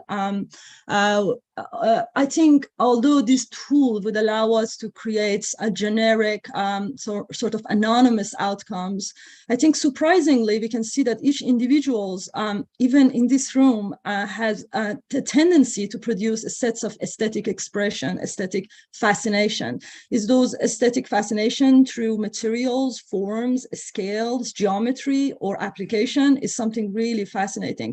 So we have our own biases to be fascinated with certain sets of sort of aesthetic expressions. For me, this started with fascination with fabrics and inflatables and exploring the tactility of these materials across the scales. And as a collectives, when we're doing this in Discord, it is really interesting when we start doing this sort of aesthetic explorations that very soon start to populate among our community. So we are in this sort of cocoon of ideas that they're generated together. I started doing this Iranian architecture, and soon after, all this Persian architecture, Arabic architecture is starting to pop, and it's really fascinating to see them. So it was very interesting to see that the community is starting to exploring these ideas further. I'm also interested in understanding the limitation of such a text-to-image AI system. Could this type of system understand material properties, gravities, forces, performances? And these are some of the exploration in that field. Maybe I'll finish off with saying 2 more slides. One is about data sets. On the right-hand side, you see Mukarnas elements in Persian architecture, which is absolutely beautiful. And the left-hand side is the MidJourney understanding of Mukarnas. Obviously, it's really fascinating for me that where these data sets come from and how this information, I mean, obviously the CEO of the company is saying that this data set is coming from internet, so it's generic, and they're using some sort of user data to see what people like to do, and then they train their models based on that. But I'm still very surprised at why Mukarnas, which has so much references online, is still the interpretation is something just abstract form that is nowhere close to complexity of actual Mukarnas. This also might reflect on our limitation on documenting certain cultures, certain architectural elements in different culture that has been less documented. And maybe this is the reason that these are reflecting in our AI systems. Nonetheless, this is really fascinating for me to see that where it fails and where it's really limited in predicting the visual outcomes. And let me, the last slide, finish with the question of labor. I think architecture and fine art students are being usually exploited in the field by having all-nighters. What does this feel for the community, for the discipline of architecture, for architecture and art students to no longer have to do all-nighters, that they can produce thousands and thousands of outcomes in a fraction of a day? I think this also opened up a series of questions about education sectors. How do we want to admit students? How do we want to evaluate portfolio of architecture students, while the work can be produced more generically. So I'm not saying that is this absolutely good or bad, or what are the my own stance, but I would like to sort of pose these questions for us to discuss later in our panel discussion. Thank you very much. Thank you, Behnaz. So we have 2 more presentations before we go into the open discussion. So I'd like to welcome Niccolo Casas and invite him to share his screen. Niccolo is from Italy. He also is somewhat peripatetic. He's doing a PhD at the Bartlett, and he's been teaching at RISD. He collaborates. He works at the interface between architecture, fashion, and 3D printing, and has been working in particular with Iris van Herpen on many of her works. Welcome, Niccolo. Hello, can you hear me, first of all? Yes. Okay, perfect. So, first of all, thank you for the invitation. It's such a nice conversation. It's a nice moment in our discipline, more in general. So I'm not an expert. I started using artificial intelligence more or less 4 weeks ago. And I think that this is perhaps this makes my comments even more interesting, since 99% of architects in the near future will start using artificial intelligence without previous knowledge of it. Architectural design and fabrication have been dominated by computer-based tools for almost 1 generation now. In the last year, or at least in the last few years, the digital has spread to 2 other stages in the architectural experience: before the design and after the fabrication. So before the design, in the stage of, let's say, imagination creation, and this is the artificial intelligence. And after the fabrication, which I call it inhabitation, but could be interaction, or you could choose the word, and is the role of the metaverse. So amplifying the physical through the digital experience.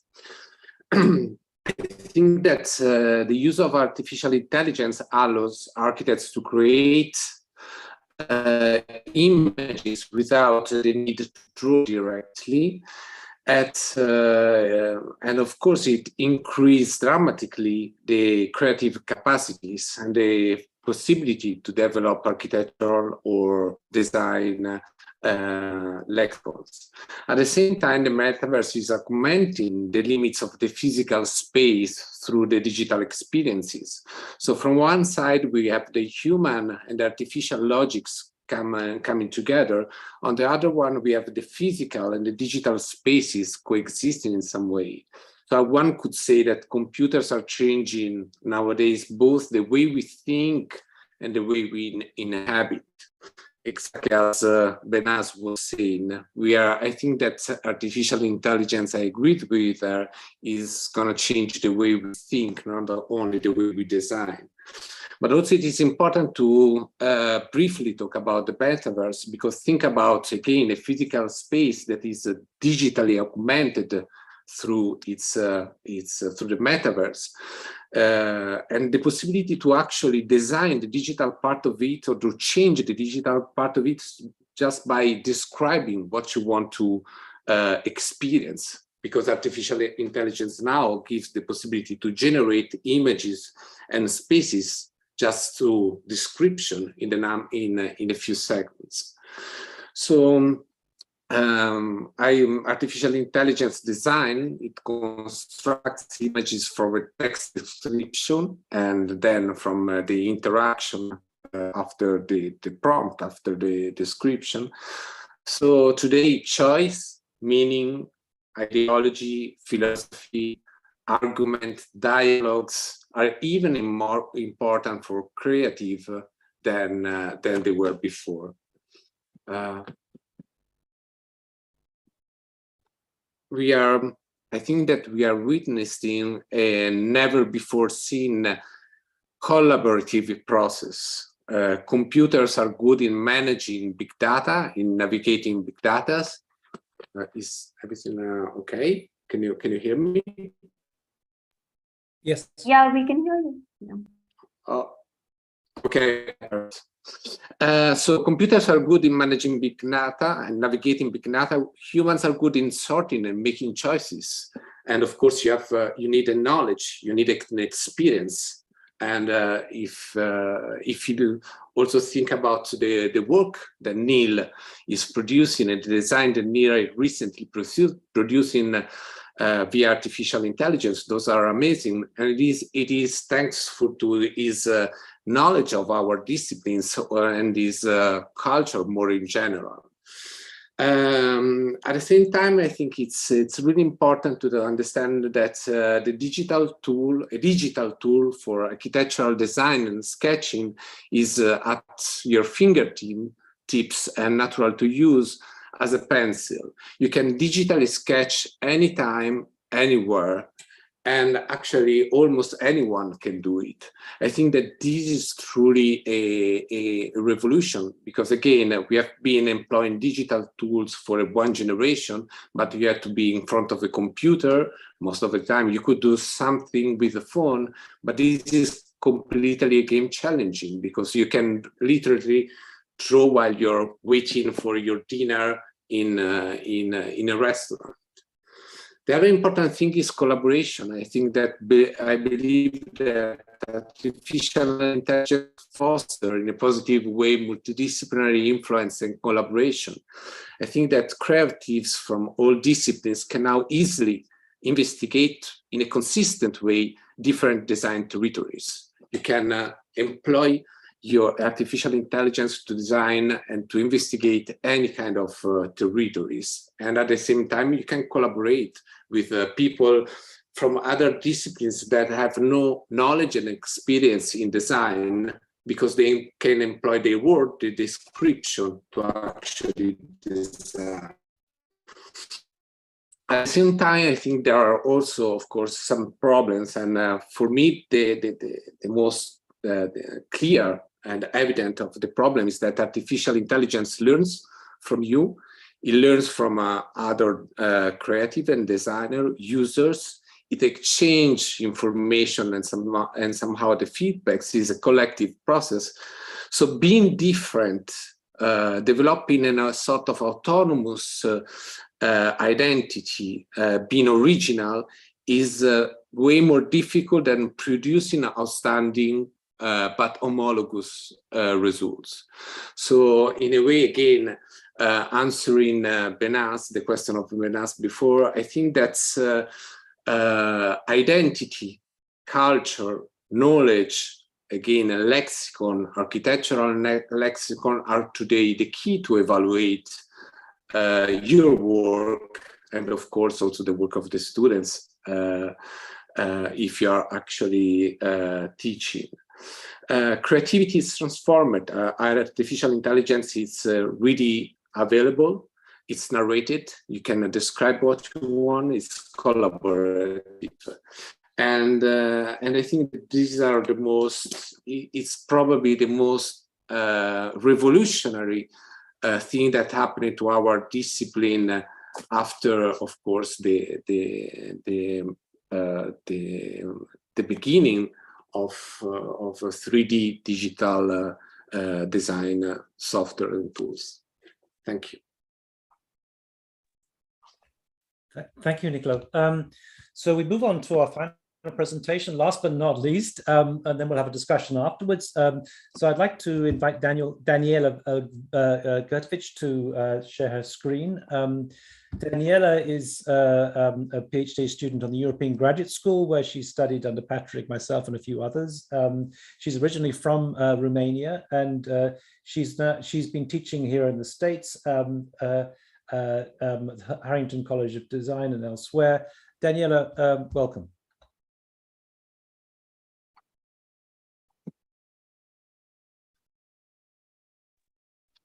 Daniela, you're on mute. Hi. Thanks so much, Neil. Thank you for inviting me. This has been really amazing. And before I start my presentation, which is automated, I just want to say a couple of words. like Niccolo Casas, I am an 8-week novice in AI. I have never used AI before. My current area of research in architecture, computational design, and theory is focused on the metaverse and also blockchain ecosystem that includes decentralization via cryptocurrency, DeFi, DAOs, and smart contracts like NFTs. So I'm really looking at a different area of research. But I'm going to start my presentation and try to keep up with it. And I promised Neil that it'll take 5 minutes, but it might go over by a few seconds. And let me know when you see it started. Yep. Okay, so this 8-week stint in AI brought up more questions than answers for me. What does it mean when in 8 hours I can exceed the design output of my entire 25-year career in architecture? What kind of paradigm shift is text-to-image AI? Are MidJourney and DALLE instances of a new medium of communication? How does Discord hive mind accelerate the collective learning curve? And what does it mean to design an AI engine like MidJourney? In an interview with Tim Ferriss, Balaji Srinivasan made an analogy that text-to-image AI is like an extremely compact programming language. To this analogy, I would add that our linguistic and visual intuitions are analogous to lifelong trained AI black boxes. The discussion on the astonishing AI output volume reminds me of conversations about the metaverse. 100 players versus 1,000 versus 10,000. What can you possibly do in a crowd of 10,000? Similarly, what can you possibly do with 10,000 images? I challenged myself to guide MidJourney using only text, not image links or designer names. And there's only one exception where I borrowed a prompt that Neil was using, Zaha Hadid Hotel Room, and discovered that it put out the same color scheme exactly. Despite early claims to expertise, which a lot of us are making, which architects typically claim when a new medium appears, I suspect that most of us are far more intuitive than analytical when it comes to using engines like MidJourney. I'm most interested in creative AIs as a form of linguistic and visual communication, which I consider a new medium. It reminds me of a paradigm shift that occurred when hyperlinks were first introduced and a new class of end user referred to as writerly reader emerged, describing the nonlinear browsing of linear content. MidJourney is similar to that browsing writerly reader that makes novel iterative connections and forms dab-in-the-dark contingent opinions. I titled this presentation Black Box Wunderkammer. A Wunderkammer is a cabinet of curiosities, or more accurately, a cabinet of wonders. Wunderkammers were private collections of art and travel mementos or wonders that became early museums, and they are reminiscent of our Instagram collections. It is important, however, to recognize just how early these days of early AI really are. New mediums take time to find their own voice. Early photography mimicked paintings, early film mimicked stage plays, Web 2 still mimics magazine structures, and Web 3 via the metaverse may finally fulfill the earliest internet vision of cyberspace as a spatial immersive web. Intuitively, it seemed to me that these new creative AI apps are not just design mediums, but rather designed mediums, meaning that they are designed or trained to work in specific ways. This was confirmed to me when I read a recent interview with David Holst, the founder of MidJourney, published in The Verge. And I quote him, "We have a default style and look. It's artistic and beautiful, and it's hard to push the model away from that. You have to really work hard to make it look like a photo." The open source HiveMind is hard at work on Discord with astonishing results. This HiveMind AI operates on network effects with prompts browsed, borrowed, and made viral. I experience MidJourney AI akin to Googling my mind using an external database that is the HiveMind of Discord. We can also think of our own minds as already being collective browsing, Googling machines. I quote Lev Manovich from a recent Facebook post. It, meaning MidJourney, mixes something from real history and popular stereotypes, real knowledge and fantasies, but we should not blame it because we do exactly the same all the time. The first time I produced MidJourney images, they all seemed very novel. Now I can recognize MidJourney images instantly on my social media feeds, which leads me to conclude that MidJourney AI has stylistically recognizable features. Again, I quote David Holtz, the founder of MidJourney. It tends to use a lot of blues and oranges. It has favorite colors and favorite faces. If you give it a really vague instruction, it will go with its favorites. Finally, again, quoting David Holtz, I want to describe the decision that they made, which, and by the way, they're only a 10-person team, which is astonishing. The decision that they made to put MidJourney AI on Discord. And this is his quote. So we found that people really like imagining together, and we made MidJourney social. Instead of inside the community, you have 1 million people making images, and they're all riffing off each other. And by default, everyone sees everyone else's images. If you put them in a group, they'll go dog, and someone else will go space dog, and another person will go Aztec space dog. And then all of a sudden, people understand the possibilities, and you're creating this augmented imagination. Thank you. Thanks, Daniela. So this has been intense. We now move on to the questions. We actually have some questions in the chat already. I think you made the comment, Daniela, I think there are more questions than answers. That's precisely my thinking, and I'm not quite sure how we'll find the answers, but we're on our journey to discover those. I want to just maybe kick things off. I don't know if I can put you on the spot, Aaron, but what you made a comment somewhere where you said that you didn't think that MidJourney and DALLE were really AI. Maybe I could just ask you what you meant by that. Sure, yeah, thank you. I think if it was up to me, we would stop using the word artificial intelligence to describe anything that we're doing today, because I think it's really misleading. When we say AI, it conjures these science fiction images of robots or machines that are intelligent and conscious and are sort of essentially like people, but just a little bit different. And these algorithms are not like that at all. So like the diffusion models used for these algorithms, diffusion, DALLE and MidJourney, Imagine, and so on, they're essentially statistical data fitting. It's like if your statistics 101 class that was taught 50 years ago, it's that, but with just more modern algorithms. You fit a bunch of data during the training process. The actual trained model is basically matrix multiplication. So lots of addition and subtraction of numbers. And it's just code that someone wrote, fit a model to, and someone else uses. And there's just nothing, that's nothing like consciousness or personhood or creativity or independent thought. Except it is creativity.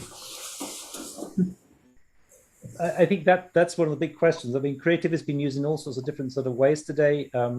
Either as a kind of, this is a tool for human creativity, or the tool itself is creative, and so on. I think it does force us to question the notion of creativity. Maybe I could just ask Daniel, who's somebody who's commented on creativity. How do you think these new tools help us to understand what creativity is or might be? Yeah, I think it's just helping us like understand different sides of creativity in a way, because until now, of course, or actually, we have to differentiate between artistic creativity versus like creativity as in problem solving, creative problem solving. Yeah, and in architecture, probably we are talking about that kind of creativity, not artistic necessarily. Yeah. The general understanding of creativity, of course, has this kind of like notions of inspiration, muse, is something like that. Yeah, something mystical or something to it. Yeah. Which personally I don't subscribe to. I understand that that's the general understanding. In the context of architecture, I will see it as it's a strategic random search in a way. Yeah? It's about how you search for certain things. And this is what's happening also in other more formal domains. If you look in science, you can say in mathematics or physics, they come up with very new interesting theories like that, yeah, like by searching how they investigate, how they arrive to those solutions, yeah. So it's a different form of creativity, yeah. But I will describe in architecture mostly creativity, that kind of creativity, yeah. What's happening also in sciences, yeah, in physics, in mathematics, and so on, yeah. It's the way that you search for certain things, how you filter, how you evaluate certain things, yeah. That's what we call creativity in a way, yeah. And I think personally, I don't have a problem using the term creativity, because in the end, the term creativity, we use it for how many centuries now, you know, and the definition of that word is keeps on changing based on our understanding. Yeah? So I think right now AI is really helping us understand, you know, a different side of what means actually to be creative. Yeah. So we realize that actually creativity probably is just search, how you search for certain things, how you search for the right solution, you know. So that's my take on creativity. I know it's also the other discussion of Neil, you have this kind of saying that, you know, creativity, you feel that creativity is like magic or something. And personally, I see it as could be like that. Yeah, if you look at it from the perspective of the observer, like you observe the art or the creativity manifesting, then yeah, you can say probably that's like magic. But if you evaluate things from the perspective of the magician that engages in a very sophisticated process to put up the act of magic, yeah, that's where you evaluate then creativity and you say, wow, that was a creative or a very intelligent move in a way on the side of the magician, yeah, the way that he set up the trick and so on, yeah. So that's what I would personally like to talk about when I'm saying creativity. I'm not that interested about how people from outside see it, yeah, how the spectator sees in a way that act. I am more interested in about the act, yeah, how you set it up. Is that a novel way? It's a very smart way to do it or not? Yeah. My own take is that it's not that creativity is magic, but rather there's no such thing as magic. It's simply concealing the operations, and it's a term we use to explain that. And maybe creativity is really not much more of a search, as you're suggesting. I certainly think that it starts asking questions about what it is to be creative.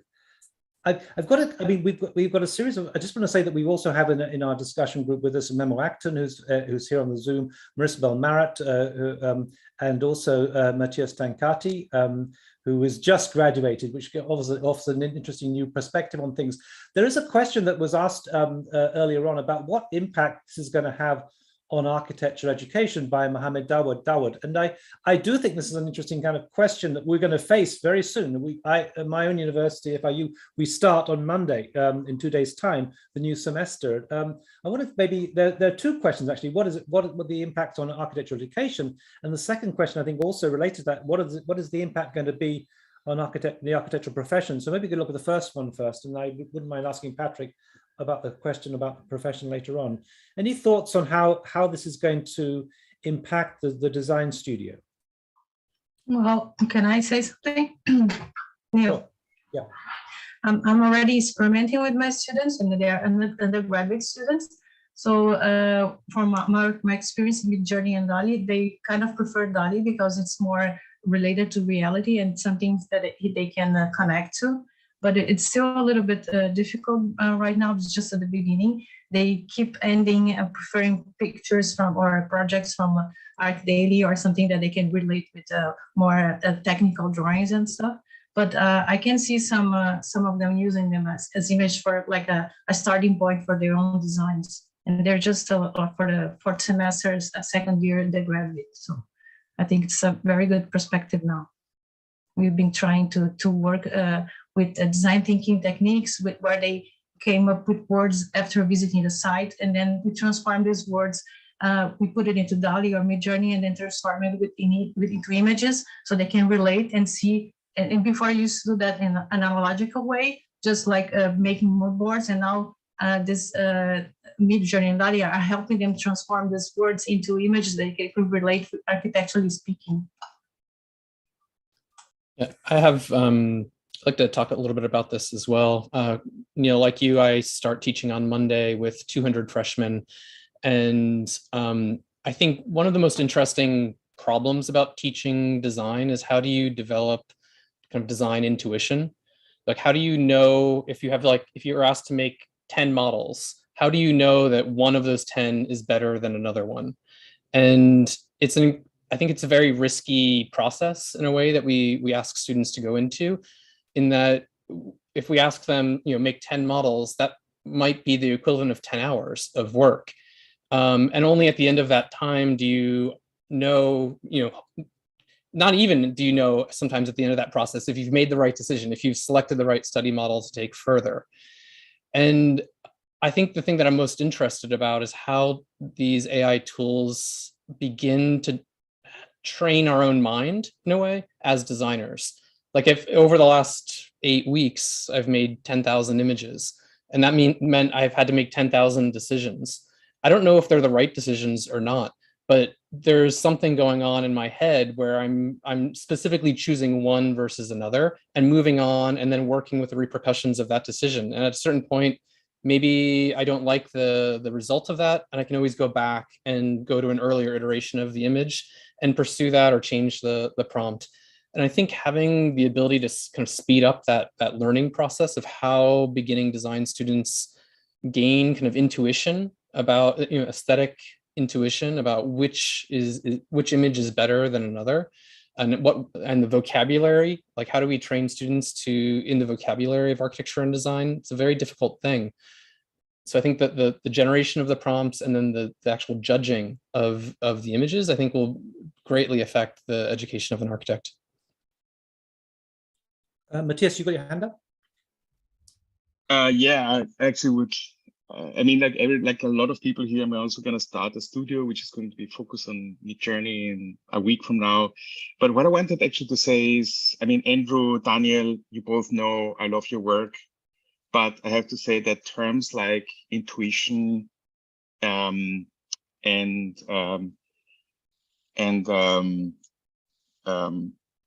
like intuition specifically is something where I think it becomes very difficult.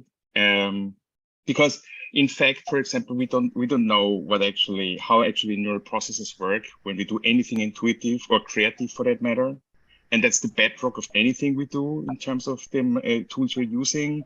So we're going in an area which is very fuzzy, and I'm not sure if it's very helpful to do that. I think that being very analytical of what the tool actually does and how we can actually literally train students to understand how they can use this most effectively for their design endeavors might be really helpful. But I mean, this is my opinion. I'm not saying this is up to you guys, but I would be very careful with infusing students with another idea of a science fiction tool that does intuition for them. I don't think that's what's happening there. I think they can be, they can be creative on their own. By the way, we also don't know how creativity actually operates in our mind. So we can even not synthesize that either. What we know by now is that it's a very effective tool that is able to combine a variety of data sets to extract certain features and combine them back into an image, which is based on a noise image. That's what we know. And it does this amazingly well. Yeah. So I'm also very curious what students are going to come up now with, because I'm curious to see like really strange, weird prompts that no one of us came up with. We hopefully will not include Zaha Hadid. And maybe I'm going to do the studio rule. You know what? I'm going to do the studio rule. No Zaha Hadid prompting. Yeah. And we're going to see what happens. I think it's almost too early to talk about the repercussions or the effects it's going to have, because we just don't know, to be honest. I wanted to add something to that because I actually slightly disagree with Matias. I think being analytical is extremely important, especially when you're first starting to use certain tools or certain processes. But I do think that something that we might call intuition does develop. And I think this kind of segues into a discussion of style too, like how do we identify things quickly visually? My experience in MidJourney so far is very similar to what I do when I'm drawing or modeling or anything, is that I get kind of obsessed and I get into the process, and pretty soon, 8 hours or 10 hours or 16 hours pass and I'm still iterating. And I think by that last iteration, there is somewhat of an intuition that develops. In other words, I'm making decisions much quicker. I'm making them quite visually. I think a lot of us actually do work that way. And in kind of like watching people that describe their prompts and also people that post quite a few images, I really don't believe we work as analytically as we describe our process. I think that is all post-production, which is great. I mean, I think in general in design, a lot of times you kind of take leaps, you do things you might have not thought of doing yesterday. And then you analyze it in retrospect. So I kind of appreciate the term creative AI that Daniel Bolojan uses because of that, because I think there is a great deal of creativity just in the sense that we're quite an intuitive visual machine. We have been using our eyes all our lives. We have been using words all our lives, which is why I think so many people are having an easy time jumping into MidJourney AI, because everybody can formulate a description. What I find interesting is that how we can sharpen the vocabulary of justifying our decisions, right? That's when we move from intuition to an analytic appreciation and making underlying, and I believe there are underlying kind of lawfulness of decision making that explicit and becoming a deliberate process. For that, we need analytical a language, for instance, of formal analysis, of compositional analysis related to criteria like, degree of complexity, with simultaneous legibility and things like that, sense of order. And then to define that further, I mean, that's what architectural theory has been delivering over a number of years, but it's not very widespread. So it is true that a lot of designers are only trained like an animal nearly to react and respond intuitively, activate their neural network, and it remains a black box to them just as much as a neural network would be. So I think it's important both to recognize that we are relying on intuitions, but also that we can go beyond that and develop a critical tracking and reflection and deliberative process to do that. And that's what I've been trying to do for many years. And what I find fascinating, yes, it's precisely now these 200 new selections I've made out of a 2,000 or 3,000, to go back and try to argue for that, and and that's what I've done also with colleagues. What I don't like, and in the collaborative process as well with Refik, because why am I choosing this or not that? What and using terms and using criteria, that's very important to teach alongside with that. But both needs to be there, because you can't. It's just too slow to have the deliberate argument about each image. So you need to go back to the use the intuition and then see if the intuitions can be justified, and maybe then relearn also your intuition. So that's where I see it. But for me, what is striking, and that's what I've been saying earlier, I mean, where I see creativity, I'm very result oriented, and that's why I respect the output. And somebody said it's a creative collaborator or augmentation of creativity, precisely what it is, or the design collaborator. That's the way I see it. And I'm looking at it from the result, maybe not fully understanding the process. And also the analytic description and justification of a selection doesn't refer back to the generative process. It's just purely a clarification of justifiable, publicly justifiable criteria, which you can open up into a deliberative process, and then sustain and convince people that you made the right selection. But for me, that is fascinating. You have that creativity because it generates novelty, but novelty with which is valuable and can be defended according to criteria. And and that's what that's where it generates for me true originality, and it is a true expansion of the repertoire. But more than that, maybe not so much the repertoire, but of a catalog of projects, because I'm ready to undersign these 250 new projects. Of course, they don't have a site, and but I could now retrospectively ascribe to them.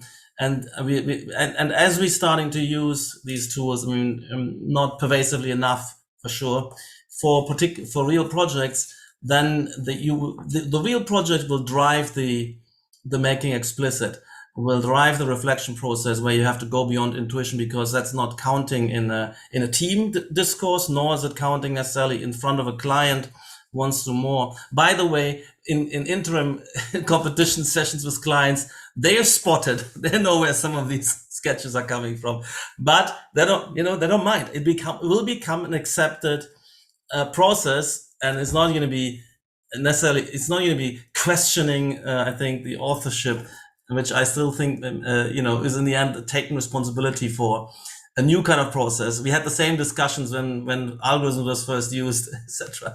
So fascinating this discussion so far, but that's the way I see that relationship between creativity and then in the selection process, intuition, but explicit analytic valuation processes as well.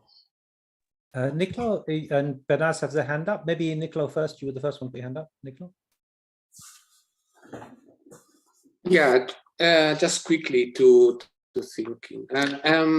First of all, I think that I don't know if it's for the first time, but in terms of digital tool, in this case, we can reach a an amount, a level of complexity that is almost unprecedented, even though there are only images.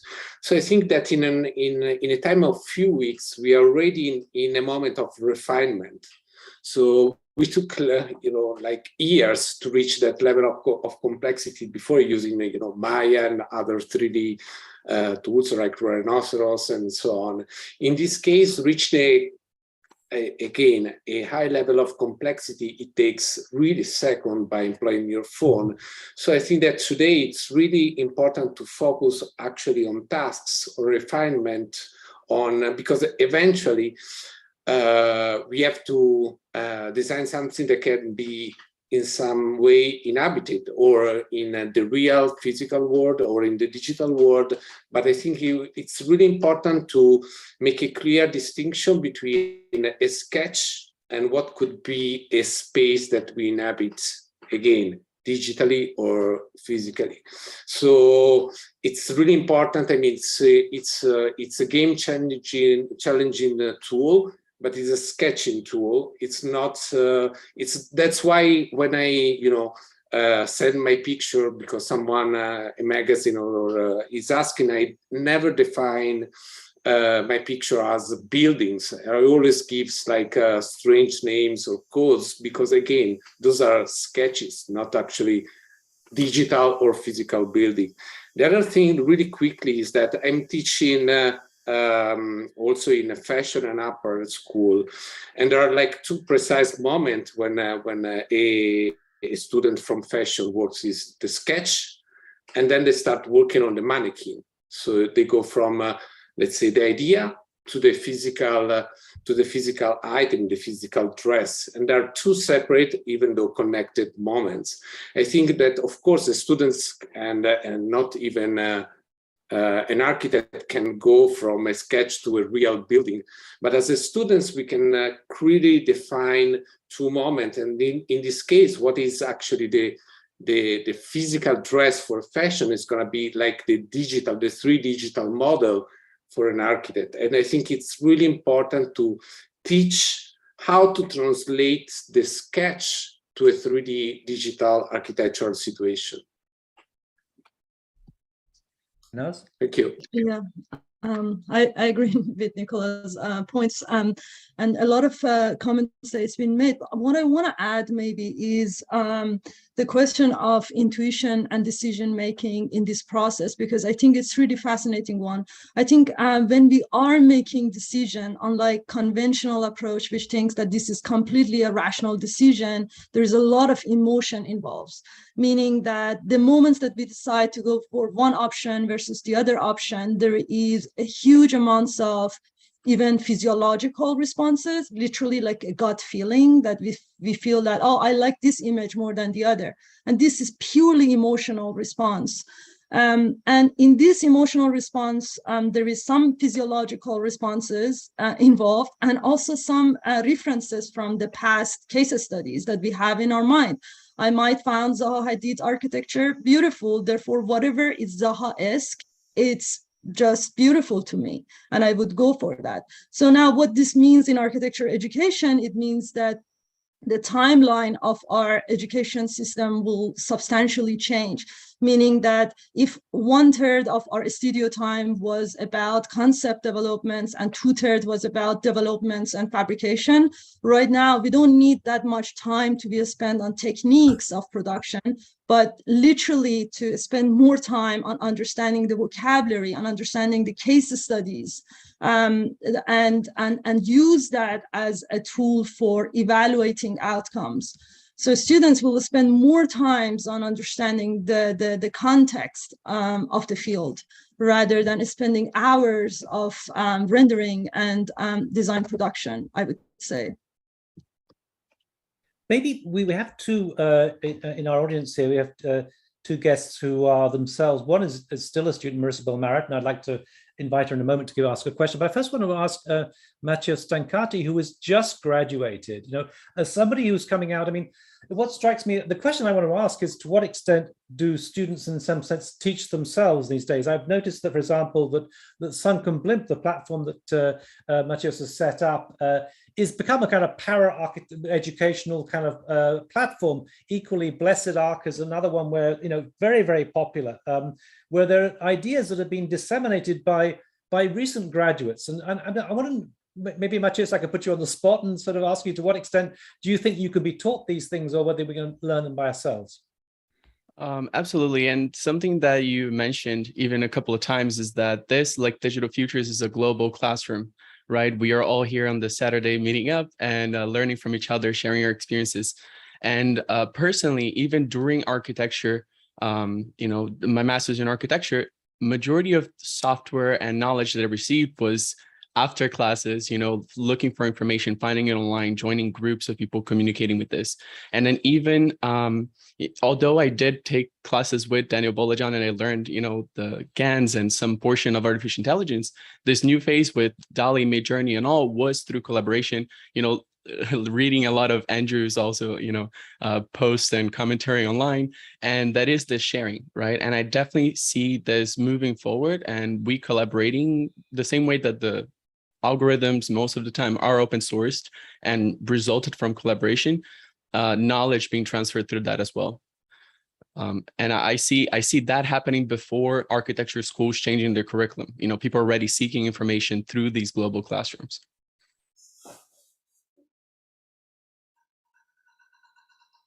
You're muted.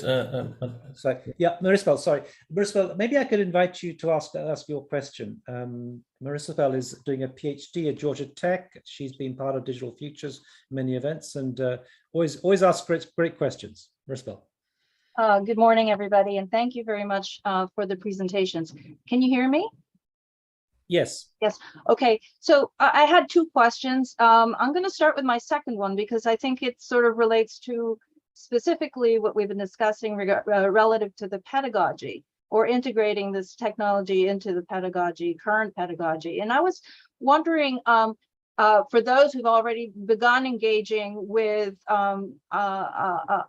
their experiments, how do you see the iteration that the AI is actually, how does it compare, iteration in AI compared to iteration as we teach it currently in studios?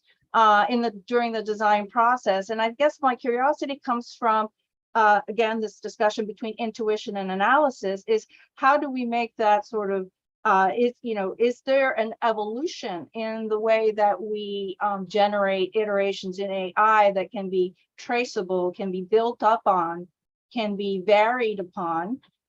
Or is it simply just, again, these sort of aleatory images that we don't really know the source, or we don't really know how they're composed or how they iterate? So then the question comes, how do we transpose that, long question, sorry, into a much more analytical atmosphere, say, in terms of building up on these ideas in the design studio? That's my first question. Well, I can say what happened with me lately. Because we use many design thinking techniques at the beginning of to define concepts, it was a kind of a natural way for me to adopt it with the students. But still, because the database which it is AI are using, they're not very architectural, so they tend not to like choose maybe Zaha Hadid or other more famous architects for more names that are on Google search. So I think there's still a way that we have to learn a little bit this vocabulary that the AIs are based now, but I think it's going to evolve fast, because if not, we keep on repeating ourselves. We're either going to get like big names or just a common regular architecture that doesn't brings us too much. Like when I put some Brazil in the name, or a Brazilian architecture, it all comes with palm trees, or something like stereotype things that are not really what we need or what we want to. So I guess when the database starts evolving, or put more other names, we can used it better, but still it's just at the beginning, but I think it's coming really fast. I think that's going to be our responsibility as architects to develop data sets, not wait for other disciplines. Yeah, I'm trying to start really smaller with that, but you're doing a little part. Well, That's exactly. I'm sorry. Go on. Sorry, I mean, I was actually exactly wanted to say the same thing that Daniel said about the data sets, that the discipline has to care about themselves, and we have to do it ourselves. And I mean, we are doing this with the lab in Michigan with Ariel. We're doing one plan data set and one 3D model data set for further exploration. Also, I have to say that none of us, I think, has really straight on experience with teaching MidJourney things in studio yet. So it's too early to ask. But I think it's maybe comparable to when we started to use generative adversarial networks in studios, where students had to put together their own data sets, create their own latent walks. They get hundreds of images out of that. And then also there is the moment where they have to decide, like, what do they keep working on with? Yeah, and that's a very exciting moment, because those images tend to be very similar to each other when you create latent walks. And I think the decision process is highly informative also for me, like, what do students select and why I wouldn't select that, but they did. And they also have the reasons to do that. So I think we have to be flexible. We have to be open. We have to be less didactical in the sense of forcing our own ideas into them, and let them develop that along the tool they're working with. Because I think the exciting things are going to come from things that we do not expect. Yes. Niccolo? Yeah, I just wanted to add one thing that it's perhaps a parallel between teaching and using MidJourney or artificial intelligence for design, or like real life. We have to be really careful when we say we make choices. In recent time it means days. I started like choosing like the thing that I don't like, that MidJourney proposed, just to investigate alternative or unusual path. And I started having really interesting results, just as a way to be surprised. So we have, again, to be a little bit careful with the choices, because at a certain point we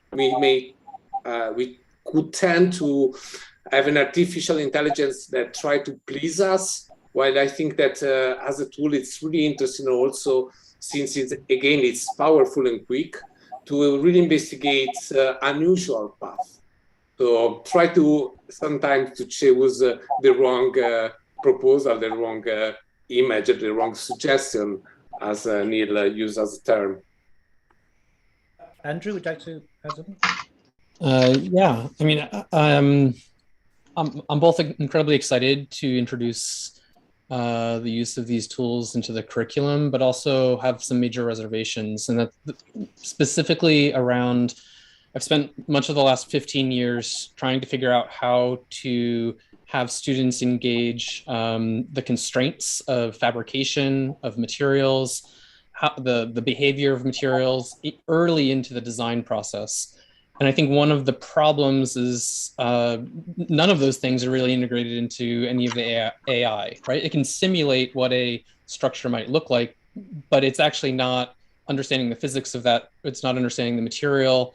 You can make these completely crazy hybrids of materials that don't really exist, that are incredibly inspiring, but that might not help you always. It might like lead you down a much more difficult path. And I think it's exciting on one hand, but it's also, I'm very nervous that it will drive us much more towards a kind of a visual, that will select the designs only on visual criteria and not on some of the material and performative criteria or environmental. Great point. Daniela, do you want to? And then Angelica. Yeah, yeah, I'm thinking about this whole process of choosing or curation and how that's related, you know, to very old ideas of what originality is and what that means now, and also kind of what is really the separation between us when it comes to making those choices, like where do we get ideas? And I'm very fascinated by this idea of MidJourney being on Discord. And actually, I worked in the feed with everybody for a long time before I kind of separated myself, because it was kind of driving me crazy to find my images. But it was very interesting how that worked. You know, you see something, and this is something that happens in the studio. I mean, in my years of teaching, I experienced that the acceleration that students really have when they're learning something new is feeding off of each other. And in fact, as soon as you put them in groups, they accelerate much faster.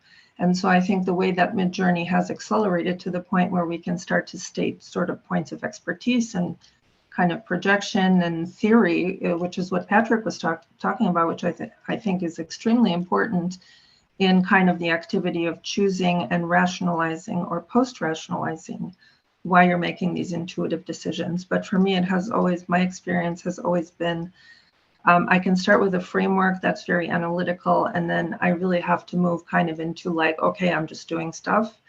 And then kind of post-rationalize it or construct, and by curation, by choosing, and by kind of articulating what it is that I'm trying to do. So this hive mind on Discord, I think, is a very, very important part of what we're looking at in terms of MidJourney.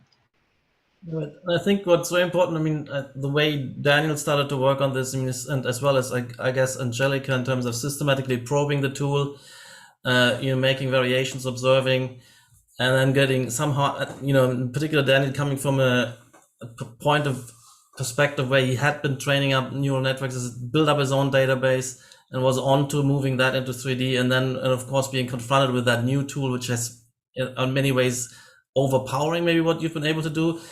But we then need to gain back control over it and make it the disciplines tool. And I think what we'll also see at the moment is used by anybody, by illustrators, artists, people who want to generate, you know, fantasy images for comics, etc. And there will be bifurcations, I suspect, and I think we can get into it as a discipline. I mean, we have been, as a Zadian Architects, obviously been working with Autodesk for many years, and McNeil, now with Epic and Omniverse. In NVIDIA with respect to Omniverse, and they will look for partners, I mean, and trying to reach out to OpenAI so that the tool they realize that there's a big audience and a particular set of use cases which comes from designers. And I would take all the designers into one camp, whether, you know, industrial designers, architects, etc. Although there also be nuances and differences. I'm sure they will be looking for feedback and evolve maybe particular subsets of the tool, as well as, yes, the discipline would then, in this way, I think, would interface. I mean, I'm not sure if a hero like Daniel can kind of compete to set up an alternative system. I mean, you could do it as a niche exercise for your own kind of work, but I think that's going to be the next stage, and we should actively seek out, and maybe some of you already are working, I mean, like Refik, for instance, with the OpenAI guys, and so that's, I think, the route, the way this becomes, we become part of that development of these tools, and they become part of a discipline more through our own intervention and gaining control over the processes. I guess, can I say? Yes. I guess what you have to do first is like study the design process that we are doing on studio. That's what we did, like separate steps, and see when and where and how can we use the AI to help the process. So in our case, like we already decided which kind of technology we were using wood, so that the students have another exercise in parallel to know what they are going to use. And then the AI is coming in the concept generation. And now I'm trying to use it also as a mix with the DALLE and MidJourney, so we can evolve the drawings, or even inputting the students' drawings and removing parts and using it like a machine to process and help us to design and get quick results. So I guess we are still studying and testing different ways of using it. It's not just like a magical thing that's going to start resolving things for us, but understand how it can help us. In order to do this better, you have to break up the design process and really study which parts are you going to use and how you're going to use it. So we're still doing that and discovering things that are very useful. Niccolo, followed by Behnaz. Yeah, I wanted to add, it's more a question than a sentence, something that I'm sure. We have been for, again, a decade, base our drawing, designs, decision, and teaching on logic, okay, structural logic, the logic of the movement of the people in a place, but anyway, in a logic. And sometimes ago, I was talking with Graham Harman, that of course, for those that are familiar with object-oriented ontology, the core, the central point of his theory, it's aesthetics. And I was asking how you can actually teach an architectural class putting aesthetics at the center of the discourse. And I think that in the moment we have MidJourney doesn't understand the structural logic, but understands somehow the aesthetic logic of the building. And I think that this is somehow interesting from a certain point of view, because it could realign some of the discourse from a theoretical and philosophical point of view with our discipline in a totally new way. So it's again perhaps more a question than something. Again, probably Matias could have a thinking about that. Behnaz, followed by Daniela. I don't know if this is relevant to what Nicola is mentioning, but I had one thought, and that was related to the notion of labor that I want to elaborate here, because I think it is important. I wonder, when you compare creative versus non-creative fields, when you're looking at medical industry or lawyers and other different fields, basically, they have a formula, and then they're expected to do that task, and they get paid very well and fairly. Versus creative fields in general require so much labor. We are expected to produce new content constantly, new concepts, new techniques, new productions. And I wonder what this means for the field, for creative fields, that some of these processes are automated. I'm not saying that everything is going to be absolutely spectacular, but there is the aspects of labor that we are going to gain from this, that processes are going to be faster, that perhaps is going to be less labor involved in the production of content. Daniela? Daniela? Yeah. Do you want to unmute yourself, Daniela? Sorry, I couldn't unmute myself. Yeah, I think a lot of us touched on something that we were not discussing explicitly yet, and possibly Niccolo said it the most explicitly, like the difference between a sketch and the mannequin model, or like an architecture model. I'm going to equate that kind of like, I'm old enough where I started out with like blueprints before there were 3D models. And I've had like the experience of standing in front of both clients and contractors where they had a completely baffled look on their face looking at these blueprints, and the difference between that and like presenting them with a CATIA model. So I'm just wanting us to discuss a little bit that these are really just pictures. And I mean, I also have the experience, because I was trained in art before architecture, where I went from painting to sculpture, and like there is a great deal of difference between those two mediums. And the way that we conceive architecture spatially is quite different from making pictures that look like they could be translated. It's almost like a reverse engineering kind of process, which I think is fine. But I just want to hear a little dialogue about that, I guess, what people think about that really MidJourney offers us pictures. Yeah, I think that's I mean, I've already thought about this quite a bit. I mean, and that's why I'm kind of eager to start working with some of these providers or developers, that we need to think, I mean, moving into 3D is one thing, but there isn't that huge amount of data. You know, people haven't been uploading 3D models for a decade, but they've been uploading images and tagging images and naming images. So I mean, it's difficult to cross that. But where I start to see the potential is grouping images. So why there shouldn't be a single image, the outcome. And as already mentioned before, that, you know, Matias said it actually, Matias del Campo, in terms of you have this, you use similar prompts, and you can do it artificially for the exterior, for the interior, for the furniture, and then go down to the detail, and you generate a coherent world. more than that, what about geometric coherence?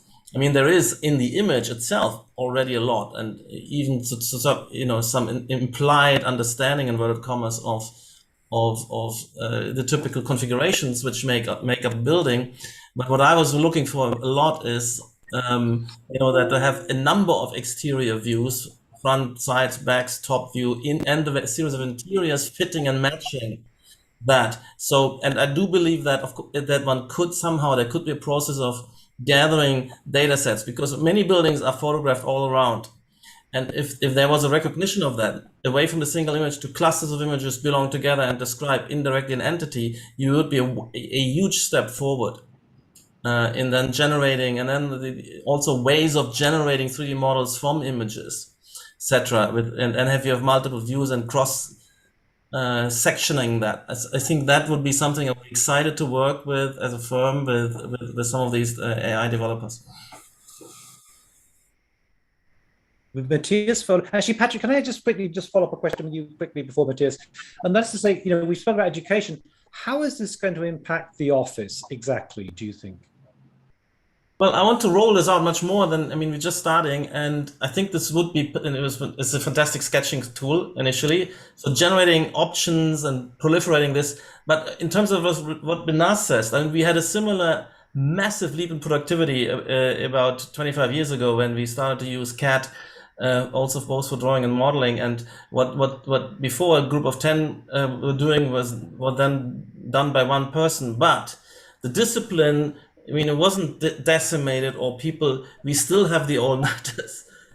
Where this goes is simply in the proliferation of more work, more choice, deeper choice, better decisions for clients. They now want to see photorealistic. Within 3-4 weeks, you have to generate nearly a VR model of the building, and so that's where it goes. And then and they start to say options already. Give me 3, give me 5. So in the concept design, we have to deliver 5 options fully designed. That's where it goes, and therefore, and it's interesting that the fees as a percentage of overall value of the building has gone up, while our productivity has been increased enormously, maybe faster than in the construction industry. But it didn't depress the value, because there is so much value still in making the right decision, anticipating and have certainty about functionality, about perception. Therefore, in future we'll have clients, they want to see a 50-50 complete projects, and maybe they throw them out for crowd kind of evaluation and so on. So that's where it goes. I don't think we can we will perceive on the one hand a way of unemployment, or a very, very light working week for in terms of points of in a competitive environment. Matias? Yeah, thanks a lot. Okay, let me start with one thing, which there was a little bit of conversation about that, which is how much data do we have as architects? So let's assume we have like about 2,000 plus years of history, which we would say, okay, that's actually a ton of data, right? Unfortunately, no. The contrary is the case. We are a data poor discipline. And that's because one of the things that Patrik mentioned, which is we were really, really bad in annotating data and creating data sets and so on. We are really bad in that. Bad. I will repeat it again, bad. So one of the things we have to learn is that we have to start sharing more. We have to be far more scientific in the way how we approach data. We cannot live anymore with the esoteric imagination of the star and of the genius. That's over. That's a 19th century concept. It was fun as long as it lasted. We don't need it anymore. Yeah. So that's one of the things. The other one is, which Niccolo teased me a little bit here to talk a little bit more about theory. I think it's an enormous open field for us now out there in terms of theorizing architecture through artificial intelligence. It's a very powerful thing we could do. And also it allows us to pick up things that either have not been picked up for a while, or they can evolve into something really interesting and innovative. I mentioned things like, okay, I mentioned Wittgenstein because Wittgenstein just makes perfect sense in an area where logics and linguistics are so important. So I think that's one. I also subscribe a lot to Roland Barthes and Michel Foucault's criticism of the author, basically stating that the authorship is not in what you write as an author, but is in the language, which makes a huge difference. Yeah, I think that's an interesting point to discuss, especially in this area of prompting and prompt engineering, promptism, and so on. And the other thing which is interesting right now is that because of the lack of understanding of what the technology can actually do or cannot do, there seems to be quite a lot of naive ideas out there, like what we could theorize around these concepts. So unfortunately, this is such a technology heavy area, like we also had before in computational design. We need to understand the tool first, and then we can talk properly about it and criticize it. Yeah, and create critical agencies in a proper way. Yeah. So I think there's like a lot of opportunities here. Last but not least, I think that Niccolo mentioned Graham Harman. Yeah. There's one book I actually like that he wrote, which is basically Strange Realism, which I think somehow ties into some of the things we're seeing that these diffusion models can do. But if you look closer into it, and this occurred recently to me, it's really borrowing heavily from Sigmund Freud's article of the uncanny. So I think there's like a lot of things that we need to discuss, that we can go through it, we can theorize about them, but it's also about not only developing the language for the prompts, it's also about developing the language for us as architects to talk about these aspects in theoretical terms properly. I would completely agree there, Matias. I think we've got a whole new horizon of theory opening up, a bit like what was happening in deconstruction, I think, and it's happening now. But I would say neuroscience is possibly the other domain that we're really tapping into. We're going to try and wrap up fairly soon. I just want to try and get a question from Aaron Hartmann in first before the end. I hope you don't mind me just going straight to Aaron. He's been waiting for some time. Aaron? Oh, sure. Yeah. So one thing I think about a lot in these tools is like, how fast are they going to get boring, or are they going to be like, so with, one of the first deep AI tool that became popular was Deep Dream. It was like really sensational, and then for a week it was boring and old. And then GANs came out a little later. That lasted, I feel like, about 6 or 12 months. That it was really interesting, and all this cool stuff was happening. And then now, even before DALLE came out, I kind of thought, okay, like a ho-hum, another GAN image. And there's exceptions. There are artists who are doing really cool stuff with GANs still. And to what extent is that going to happen with these? A year from now, people say, oh yeah, it looks like you made that with MidJourney, or like another Zaha Hadid style image. To what extent are these tools going to evolve, or is it going to, there's going to be different tools in different spaces, or is it just, now this is all you need to be creative? But maybe just, Aaron, while you're there, a year from now, I mean, since you're working in the industry, what do you predict in terms of what we're going to be having? I think we're going to have this massive blossoming of new kinds of tools that people are going to train them different ways. The direction I see now most prominent is going to be image manipulation tools that do more than just generate images, but allow you to modify them and control them in various different ways. So all the different image manipulation tasks that we had with previous architectures from 5 or 10 years ago are all going to happen within these kinds of tools, and they're going to be applied to 3D models and sound and all these other different data sets. So all the things people have done in the past, now we're going to say, okay, what can we do with diffusion? I think one of the limiting factors here is going to be just the training task, the amount of compute it requires to train the models, and the cost of building these data sets. Like, are we going to run out of images to train these things on? But within constrained spaces, I think the tools are going to continue to evolve and become very powerful. Aaron, I just want to turn the question around a little bit, because what you just said there surprised me about, are we going to run out of images? It seems like the opposite might happen, is that we're going to produce more, let's say, fake images in probably the next few months than have ever existed of real images in the world. And then all of those images are being, and the prompts associated with them are being fed back into these models. And that's actually my bigger worry, is that we're getting to the point where the models are being trained on and being kind of biased towards certain imagery. So that's more my the worry is we're not going to run out of images. We're going to have an excess of images, but they might not be the right type of images. Yeah, I guess that's really the issue, that if you have this feedback loop, which is degenerates the models, that they're like no longer interesting, then that we can curate that, we can prevent that from happening, and presumably there will be a response to say, oh, these new models are really boring, so they won't use those models based on feedback, or the looks for something totally different and new. The question is, will it be possible to develop new visual styles that capture more of the world, or more accurate, if we don't have the data for that? Perhaps Daniela, you could ask your question very quickly, and then Matias. Yes. I don't know. Yeah, this is a question, in fact. Okay, so Matias actually said something similar to what I said during my talk, which is like authorship is dead. But every time we said that, it's like authorship is dead, long live authorship. There are lots of artists that are using MidJourney. In the United States, you actually cannot copyright an image that is co-authored with an AI right now. I found that out very recently. But what people are doing is they are creating NFT collections, and that is a way of kind of copyrighting your work and making it a unique token that your digital image cannot really be stolen in that way. So I find that really interesting. What's going on in the blockchain space with NFTs is a really interesting thing. And then the last thought is that brands are a way of creating collective authorship.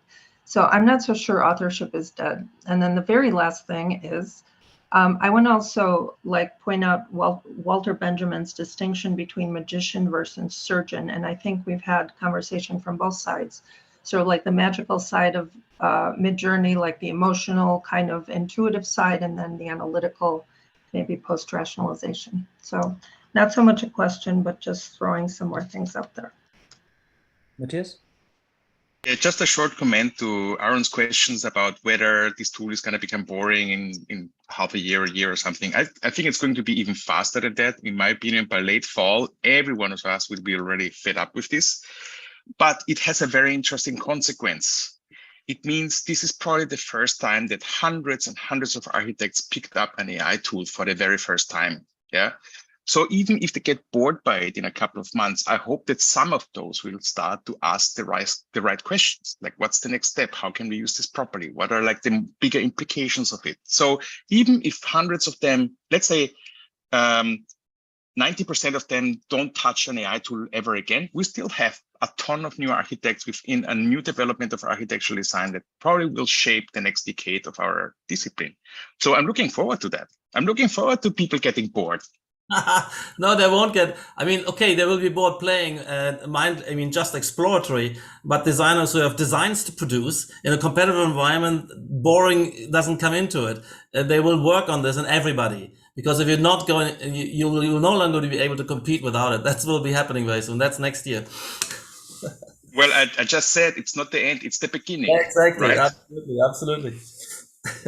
I think at this point we should maybe try and wrap things up. This is, partly because this could go on forever, and I think there's enough material there. It would be nice to. I'm just thinking, because we're about to launch a doctoral consortium session on Sundays where we look at some of these questions, and certainly Matias will be presenting his book on that series and things. So and a memo will be also presenting. It'd be great to come back in about 4 weeks' time, having been 4 weeks into the semester, and reflect on this thing, because I truly think, if I think it's a game changer, for absolutely no question about it. But I also agree, I think it was a point that Daniela makes, there are more questions than answers, and maybe in 4 weeks' time we will have a more of a sense of where we're going. I just want to thank everyone for presenting today. This has been a fabulous, it's an incredible bombardment of stimulating images and puzzling questions, and a really wonderful discussion. It was really fabulous. So thank you so much for presenting this. I also wanted to kind of just thank you, the Digital Futures team, Bavleen in particular, for helping to put things together. And I want to hand over in a second to Bavleen just to finalize things, talk about next week and things. But a lot goes on behind the scenes here, like the iceberg. And I want to just say the iceberg model, I think, we've just seen the tip of the iceberg. I think it is a very momentous sort of moment for architects, when suddenly people wake up and say, goodness me, this is going to do something, or maybe even more expletives. Holy shit, this is going to change the world. Something's going to happen for sure. And it's going to be an interesting thing. It's up to us to understand the tool, to explore the tool, and see how we can use it to benefit architecture, because I think it has a huge contribution to make. So thank you, everyone. And over to Bavleen to try and just wrap things up. Thank you. Yeah. Thank you so much, Neil. I couldn't agree more. This was a fabulous session. Thank you, all the presenters. Just a quick announcement. all our sessions are available on the YouTube channel, including today's session and many more previous sessions, including legends and workshop outcomes from summer workshops, tutorials are all available on YouTube. Our next session on Saturday at 10 a.m. EDT would be workshop outcomes from the Spanish language sessions. And do check out, there are some amazing workshops under the theme of AI, robotic fabrication, machine learning, and computational design. The session will be held at the same time, and it will be in Spanish. Also check out the website digitalfutures.international. In case you missed out on any of the workshops, all the workshops are recorded and uploaded on the website. In case you have any questions, please do write to us at info@digitalfutures.world. And thank you. Just one thing, just before you go, Patrik, I just want to say also, if you want to find out more about the works being produced, go on Instagram, and on our Instagram link on Digital Futures, you've got the links to all the people who are presenting here, and that seems to be the forum where people are presenting their work. So please go and find out more about it. So thank you. Absolutely. Yeah. Bye.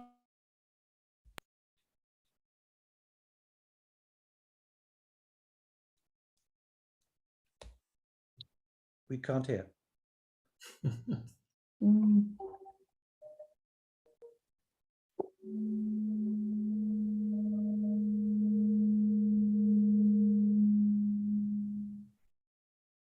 Okay, bye-bye. Thank you. Thank you. Thank you. Bye. Everybody. Bye-bye.